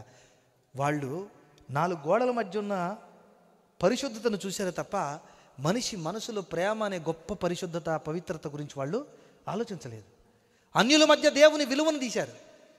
కారణం ఏంటంటే వాళ్ళు ఎక్కడ బతుకుతున్నారు చెప్పండి? మతంలో. మతం అంటే అర్థం మందిరంలో పరిశుద్ధత ఉంది, మందిరంలో పవిత్రత ఉంది. మరి ఇందులో ఏముంది? చెత్త. ఇది పరిశుద్ధం అయితే చుట్టూ ఉన్నంతా పరిశుద్ధమే. నువ్వు మంచోడివే, నేను మంచోడినే. నేను మంచిగోడిని అయితే నాకు కనపడే వాళ్ళందరూ మంచోళ్ళే. నేను మంచోడిని కాకపోతే ప్రతి వాడు వేసే ప్రతి అడుగు, ప్రతి మాట, ప్రతి పాట, ప్రతి ప్రవర్తన నాకు చెడుగానే కనపడుతుంది. నా దృష్టికోణం అంత నీచమైంది. పిల్లరా, లోపల పరిశుద్ధత, లోపల పవిత్రత, లోపల మంచితనం గురించి ఆలోచించని మనం ఆచారబద్ధమైన పవిత్రత, ఆచారబద్ధమైనటువంటి నీతి, ఆచారబద్ధమైనటువంటి ఆచార నియమావళుల వల్ల దేవుడు సంతోషిస్తాడు, ఆ పద్ధతుల వల్ల ఆనందిస్తాడు అనుకుంటే ఎంత భ్రమండి మంది, ఎంత అమాయకత్వం అండి. పిల్లరా, ప్రతి సంఘం వాళ్ళకున్న సాంప్రదాయాలు, ఆచారాలు అనుసరిస్తూనే వాటికంటే గొప్పవైన దేవుని రాజ్యపు లక్షణాలు కలిగి ఉండాలి. ప్రభు అదే చెప్తున్నాడు, వీటిని మానక వాటిని చెయ్యి. అసలు వాటిని వదిలిపెట్టేస్తే, బాడీ అంతా చేసి తలకాయ లేకపోతే చెప్పండి, బాడీ అంతా చేశాడు, అందంగా చేశాడు, తలకాయ లేదు, భలే చేశానండి బొమ్మ అదిరిపోయిందంటే, నువ్వు అన్నీ అనుసరించి నీ జీవితంలో అత్యవసరమైన కీలకమైనది నువ్వు పాటించకపోతే అది భక్తి ఎట్లా అవుతుందండి? నువ్వు మతంలో ఉన్నావా, దేవుని రాజ్యంలో ఉన్నావో ఆలోచించుకోవాల్సిన బాధ్యత మన మీద లేదా? ప్రియ దేవుని బిడ్డలారా, I'm going to close this time, but every one should think, నేను ఎక్కడున్నా? రాజ్యమా, మతమా? చెప్పండి. మతం నీకు నేర్పుతుంది ఆచారబద్ధం, రాజ్యం నీకు నేర్పుతుంది పవిత్రత, అంతరంగ స్వభావంలో ఉన్నటువంటి మనసు, మార్పు, ప్రేమ, జాలి, కనికరం, నీ దైవజనుని ప్రేమించడం, సంఘాన్ని ప్రేమించడం, సంఘస్థుల్ని ప్రేమించడం, నిస్వార్థపూరితంగా నీ చుట్టూ ఉన్న వాళ్ళకి సహకారం అందించడం, ప్రేమను పెంపొందించడం, క్షమించడం, జాలి చూపడం, సువార్తను వ్యాపింపజేయడం. ఈ జీవితం, ఈ భౌతికమైన ప్రపంచం నాది కాదు అనుకొని పరలోకం కోసం మాత్రమే బ్రతకడం. ఈ లోకంలో సంపాదించుకోవడానికి, దాచుకోవడానికంటే దేవుని కోసం, దేవుని పని కోసం ఖర్చు చేస్తూనే నీతో పాటు నీ చుట్టూ ఉన్నటువంటి మనుషుల ఇబ్బందులు, కష్టాలు, బాధలు గమనిస్తూ వాళ్ళకు చేదోడు వాదోడుగా సహకారంగా ఉండడం, వాళ్ళ ఇబ్బందుల్లో పరామర్శించడం, వాళ్ళ కష్టాల్లో తోడుగా ఉండడం, యేసు లేని లోటును నీ ప్రేమ ద్వారా, నీ జాలి ద్వారా, నీ కనికరం ద్వారా, నీ సహవాసం ద్వారా నువ్వు చూపించడం, నువ్వు పూడ్చడం. ఇది దేవుని రాజ్యం. ఈ దేవుని రాజ్యంలో శాంతి, సమాధానం ఉంటుంది. ఈ దేవుని రాజ్యంలో జాలి, కనికరం ఉంటుంది. ఈ దేవుని రాజ్యం ప్రేమతో నిండుకొని ఉంటుంది. మతం ఎప్పుడు ఆచారానికి మాత్రమే విలువిస్తుంది. నువ్వు కూర్చోలేదు, లేవలేదు, ఆ బట్టలు కట్టుకోలేదు, ఈ బట్టలు కట్టుకోలేదు, కానుకలు ఇవ్వలేదు, నడవలేదు, కూర్చోలేదు, పాట పాడలేదు, ఇవే. కానీ మతంలో ఉండేవి దేవుని రాజ్యంలో ఉండదు. కన్నీరైనా, కష్టమైనా, బాధ అయినా, ఇరుకైనా, ఇబ్బంది అయినా, ఎలాంటి పరిస్థితి అయినా యేసుని అనుసరించడం మాత్రం మానదు దేవుని రాజ్యం. ప్రేమించడం మానదు దేవుని రాజ్యం. కష్టాలు, కడగళ్లను, కన్నీటిని ధైర్యంగా ఎదుర్కొంటూ నేనున్నానని భరోసా నీ పక్కనున్న వాళ్ళకి ఇస్తుంది దేవుని రాజ్యం. నువ్వు ఎక్కడున్నావు ప్రియ తల్లి? మతంలో ఉంటే ఈరోజు ఇప్పుడు నువ్వు దేవుని రాజ్యంలోకి రా. ఆ దేవునిలోకి, రాజ్యంలోకి రావడానికి దూకితే రావు, గడప దాడితే రావు. దేవుని రాజ్యంలోకి నువ్వు మనస్సు మార్చుకుంటే వస్తావు. ఇప్పటిదాకా బ్రతికిన తీరు, ఆలోచించిన విధానం, ప్రవర్తించిన ప్రవర్తన, చేసిన పనుల వల్ల నేను దేవుని సంతోషపెట్టాను అన్న భ్రమ నుంచి బయటకు వచ్చి నేను చేయవలసింది ఇంకా ఉంది, ఎంతో ఉంది అని అర్థం చేసుకొని నా ప్రవర్తన, నా ఆలోచనలు యేసుక్రీస్తుకు మాదిరిగా, అపోస్తలులకు మాదిరిగా, మనకు ముందు బ్రతికిన గొప్ప దైవజనులకు మాదిరిగా మనం బ్రతకడం ప్రారంభిస్తే మనందరం ఎక్కడుంటాం చెప్పండి? గట్టిగా చెప్పాలి. రైట్. నేను ఇప్పుడు మీ అందరినీ కోరుకుంటున్నా, మీ అందరినీ ఇన్వైట్ చేస్తున్నా, everyone should come into God's kingdom. గట్టిగా చప్పట్లు కొట్టి దేవుని కనపరుద్దాం. మార్చేద్దాం మన ప్రవర్తన. ఇప్పటి వరకు నీ పక్కనలోని తిట్టి ఏడ్చింది చాలు. ఇంకా నీ జేబులో ఉన్న డబ్బులు నీ కొడుక్కి, నీ పిల్లలకి, నీ బిడ్డల ఖర్చు పెట్టింది చాలిక. నీ బ్యాంకులో మూలుగుతున్నట్టను నువ్వు చచ్చిపోతే రుప్పుకు పనికిరాదు ఆ డబ్బు. ఇక చాలు. ఎవరు ఇబ్బంది పడుతున్నారో వాళ్ళ కన్నీరు నీ చెయ్యి తొడవాలా. ఎవరు ఏడుస్తున్నారో వాళ్ళకు నువ్వు ఓదార్పునివ్వాలా.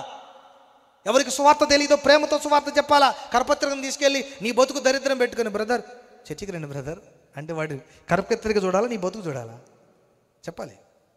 వాడికి ఏం కనపడుతుంది? ఇది కనపడుతుందా? కనపడదు. నీ ప్రవర్తన కనపడుతుంది. గతంలో అతనితో ప్రవర్తించిన విధానం, మాట్లాడిన తీరు కనపడుతుంది. ప్రియక్క, నీ ప్రవర్తన వల్ల యేసయ్యను కించపరచొద్దు ఈ ప్రపంచంలో. నీ దుష్ప్రవర్తన వల్ల, నీ నిర్లక్ష్యం వల్ల, నీ కఠినత్వం వల్ల, నీ కోపం వల్ల, నీ మూర్ఖత్వం వల్ల యేసయ్యను అవమానపరచొద్దు ఈ సమాజంలో. దేవుని రాజ్యంలోనికి నీ ప్రేమతో ఆహ్వానించే వాళ్ళని, దేవుని రాజ్యంలోనికి ప్రేమతో ఇన్వైట్ చేయవాళ్ళని నువ్వు రా, వాళ్ళని పిలువు. మతంలోకి పిలువబాకు. నువ్వు పోతావు, వాళ్ళు పోతారు. అందుకే యేసయ్య అన్నాడు, ఓరే నాయన పరిచయులారా, మీ మతంలోకి వాళ్ళని చేర్చుకోవడానికి ఎక్కడ దాకా పోతారు మీరు? ప్రపంచం చుట్టి సముద్రాలు దాడతారు. నువ్వు నాశనమైంది కాకుండా వాడిని కూడా నాశనానికి నడిపిస్తారు. మీరు యేసుక్రీస్తుని నమ్ముకోమని చెప్పి నీ మతంలోకి పిలుస్తావా? దేవుని రాజ్యంలోకి పిలుస్తావా? ఈరోజు చాలామంది క్రైస్తవులను విమర్శించడంలో కారణం ఏంటో తెలుసా? మనకు ముందున్నటువంటి చాలామంది దైవజనులు వాళ్ళ ప్రవర్తన త్యాగపూరితమైనటువంటి జీవిత విధానంలో యేసయ్యను పరిచయం చేస్తే ప్రపంచం హక్కును చేర్చుకుంది, ఆశ్చర్యపోయింది. ఒరే బాబోయ్, మనం ఏంది ఇట్లా ఉన్నాం, వాళ్ళు ఏంది అట్లా ఉన్నారు, మనం ఇట్లా మాట్లాడుతుంటే వాళ్ళు ఏంది అట్లా మాట్లాడతారు, వాళ్ళు అట్లా ప్రవర్తిస్తున్నారు ఏంటి, మనం ఏంది ఇట్లా ఉన్నాం, మనం రూపాయి పోతే మనం ఏదో అవుద్దాం అనుకుంటున్నాం, మెతుకుపోతే బతుకుపోద్ది అనుకుంటున్నాం, వాళ్ళు ఏంటారు లచ్చలు లచ్చలు దేవుని కోసం ఇస్తున్నారు. ఆ కుంటోడిని వాడు దగ్గరకు తీస్తాడేంటి, ఆ కుష్ఠోడిని వాడి దగ్గర తీస్తాడేంటి, ఆ అంటరానోడిని వాడిని ప్రేమిస్తాడేంటి, ఏమిటి వాళ్ళు అసలు, వాళ్ళకేం పిచ్చాయండి అనుకుని ఆశ్చర్యపోయింది వాళ్ళ జీవితాలు చూసి. ఆ సాక్ష్యం ఇప్పుడు దాకా నిన్ను నన్ను బతికించి నమ్మవు, అర్థమైందా? లేకపోతే ఎప్పుడో. ఈరోజు వాళ్ళ సాక్ష్యాలు, మా తాతలు నేతులు తాగారు, మా మూతులు వాసన చూడండి అని పొద్దుగూకులు వాళ్ళ కథలు చెప్పుకుంటూ బతికితే కథ నడవదో. ఇప్పుడు నడవాలి మనం. నువ్వెందుకు చేయకూడదు మిషనరీలాగా? నువ్వెందుకు ప్రేమించకూడదు చెప్పండి? ఈ సంఘం అంతా కలిసి ఈ గ్రామంలో చదువుకోవడానికి కష్టపడుతున్న ఒక్క కుటుంబానికి సాయం చేసి చూపించండి అమ్మా. ఇట్లాంటి సభలు 10 సభలు పెట్టినంత ఇంపాక్ట్ ఈ సమాజంలో ఉంటుంది. గట్టిగా చప్పట్లు కొట్టి దేవుని కనపడుతుంది. నేను చెప్తుంది నిజం. ఒక అన్య కుటుంబంలో సువార్త చెప్పడానికి 7 సంవత్సరాలు కష్టపడ్డానండి ఒక ప్రాంతంలో. నేను అంతా అన్యులే. ఎన్నిసార్లు సువార్త చెప్పినా ఎవరు వింటలా. ఒకరోజు నాకు వాటర్ ప్లాంట్ ఉండేది చాలా సంవత్సరాల క్రితం, మినరల్ వాటర్ ప్లాంట్. నా డ్రైవర్ని పెట్టేటప్పుడు నేను కూడా వెళ్తుండేవాడిని, ఎక్కువ నేను తీసుకెళ్తుండేవాడిని. అక్కడ ఒక హిందూ కుటుంబంలో ఒక ముసలావిడ రోజు నీళ్లు పట్టుకునేది. ఎక్కడ కనపడితే అక్కడ వాళ్ళందరికీ ఫ్రీగా నీళ్ళు పోసేవాడిని, మొత్తానికి ఫ్రీగా నీళ్ళు ఇచ్చేవాడిని. చూడండి, ఒక ముసలావిడ ఫ్రీగా పట్టుకుంటుంది, కాళ్ళు లేవు పాపం, చిన్నగా నడుచుకుంటూ వచ్చేది. భయంకరమైన వర్షానికి తడిసిపోయి ఒక తెల్లవారుజామున నా దగ్గరకు వచ్చి గడగడగడ వణుకుతుంటే నా దగ్గరకు వచ్చి, ఏమైంది పెద్దమ్మా అంటే, అయ్యా నా గుడిసె కూలిపోయిందయ్యా, ఆ గుడిసె అంతా కూలిపోయిందయ్యా తడిసిపోయి, ఆ గుడిసెలో తెల్లవారుదులు తడుచుకుంటా ఉండిపోయానయ్యా, భయంకరమైన చలిజ్వరం అయ్యా నా పరిస్థితి బాగలేదు, కానీ నా పెన్షన్ డబ్బులు 2000 ఇస్తాను, కానీ ఒక పరదా తెచ్చి ఇయ్యా, ఎవరు పోవట్లేదయ్యా మా దగ్గర, మా బంధువులు ఎవరు పట్టించుకోవట్లేదయ్యా, అయ్యా 2000 ఇస్తానయ్యా అంటుంది ఆవిడ. నాకు చాలా ఆశ్చర్యం వేసింది. ఏం చేద్దాం ఇప్పుడు అర్థం కాలే. పట్ట తెచ్చిద్దామా, ఎవడైనా చేసే పనే, ఏం చేద్దాం? చాలా తీవ్రంగా ఆలోచించా. ఓ మందిరానికి బాత్రూమ్ కట్టాలని చెప్పి మెటీరియల్ తోలించాను నేను. చాలా రోజులు డబ్బులు లేదు, ఎందుకంటే నేను ఎవరిని అడగను, ఎవరి దగ్గర తీసుకోను, కష్టార్జితంతోనే పని చేసుకుంటా. ఇప్పుడు చాలా రోజుల నుంచి కష్టపడి ఒక బాత్రూమ్కి ఆ చుట్టుపక్కల కొంచెం ప్రహరీకి తెచ్చిన మెటీరియల్ని తీసి, ఇప్పుడు దేవుడు నేను బాత్రూమ్ కట్టుకుంటే సంతోషిస్తాడా, ఆవిడికి ఇల్లు కడితే సంతోషిస్తాడా చెప్పండి మీరు? బాత్రూమ్ కట్టాలా, ఇల్లు కట్టాలా? యేసు మనసుతో ఆలోచించాలి మనం. అప్పుడు ఏం చేశానంటే, నువ్వు 2000 ఇవ్వద్దు, నువ్వు గొడిచవద్దు, మొత్తం గొడిచి పడేసి ఆవిడకి ఒక మంచి ఇల్లు వేసి ఇచ్చానండి. ఇప్పుడు కొట్టరా చప్పట్లు? అంటే నేను కొట్టమంటే కొడతారు, అలవాటైపోయింది బాగా. మంచి ఇల్లు వేసానండి. మీరు నమ్ముతారండి, ఆ చుట్టుపట్ల ప్రాంతం అంతా ఆశ్చర్యపోయింది. ఎవడైనా వాళ్ళ బంధువు కాదు, వాళ్ళ అన్న కాదు, వాళ్ళ తమ్ముడు కాదు, అన్నదమ్ముల పిల్లలు, తోబుట్టువులు అందరు ఇక్కడే ఉన్నారు. ఏడుస్తుంటే ఆమెను పట్టించుకున్న దిక్కు లేదు. ఎవడో ఒకడో పాస్టర్ గారంట ఆవిడికి ఇల్లేసాడండి అని తాజ్మహల్ను చూడడానికి వచ్చినట్టు జనం క్యూ కట్టారండి అక్కడికి. మీరు నమ్ముతారా? 7 బాప్తీసం తీసుకున్నారు. గట్టిగా చప్పట్లు దేవునికి కనపడు. ఇప్పుడు చెప్పండి, నీ కరపత్రిక మార్పు లేని, ప్రేమ లేని నీ చెత్త ప్రవర్తనతో తీసుకెళ్ళిచ్చే కరపత్రిక మనుషులు మారుతారా? నీ ప్రేమకు మారుతారా? ఎప్పుడైనా ప్రయత్నించావా? మీ కాలేజీలో ప్రవర్తించావా? మా చర్చిలో క్రిస్మస్ మీటింగ్ జరుగుతుంది, నువ్వు ఒకసారి రావాలి అంటావు. ఎందుకు వచ్చింది? ఎందుకంటే భలే చేస్తారు అబ్బా. ఇంతగా మీరు అబ్బా దబ్బా దబ్బా ఆడపిల్లలు మాట్లాడుకుని మంచి స్కిట్ వేస్తారు, భలే డాన్సులు వేస్తారు. అంటే వాళ్ళు వచ్చి ఏం నేర్చుకోవాలి నీ దగ్గర? స్కిట్ చూసా, డాన్స్ చూసా? అబ్బో మా ఇంటి దగ్గర సంక్రాంతికి ఎంతకంటే బాగా వేస్తారంటారు వాళ్ళు. మరి ఏం చేయాలి? నీ ప్రేమ, నీ ప్రవర్తన, ఎంటైర్ కాలేజీలో నీ ఒక్కదానివే జ్యోతిలాగా వెలగాలి. గట్టిగా చప్పట్లు దేవుని కనపడతా. అది సువార్త. నువ్వు పని చేస్తున్న ఉద్యోగుల్లో నువ్వు ఒక్కడవే నీతిమంతుడు అవ్వాలి. నువ్వు పనికి వెళ్తున్న పని దగ్గర నువ్వు ఒక్కదానివే కష్టపడేదానివే ఇవ్వాలి. దొంగ పని చేయకూడదు, వేషధారి పని చేయకూడదు, కష్టపడాలి. నీ కష్టాన్ని, నీ మాట తీరు చూసి వాళ్ళు ఆశ్చర్యపోవాలి. నీ ప్రవర్తన, నీ సత్ప్రవర్తన సువార్త చెప్పకుండా మనుష్యుల కఠిన హృదయాలు మార్చగలుగుతుంది. దేవునికి స్తోత్రం. నువ్వు గొంతు చించుకొని ఎంతసేపు యేసయ్యా అని పాడితే మారవాళ్ళు. నీ ప్రవర్తన అది దేవుని రాజ్యం.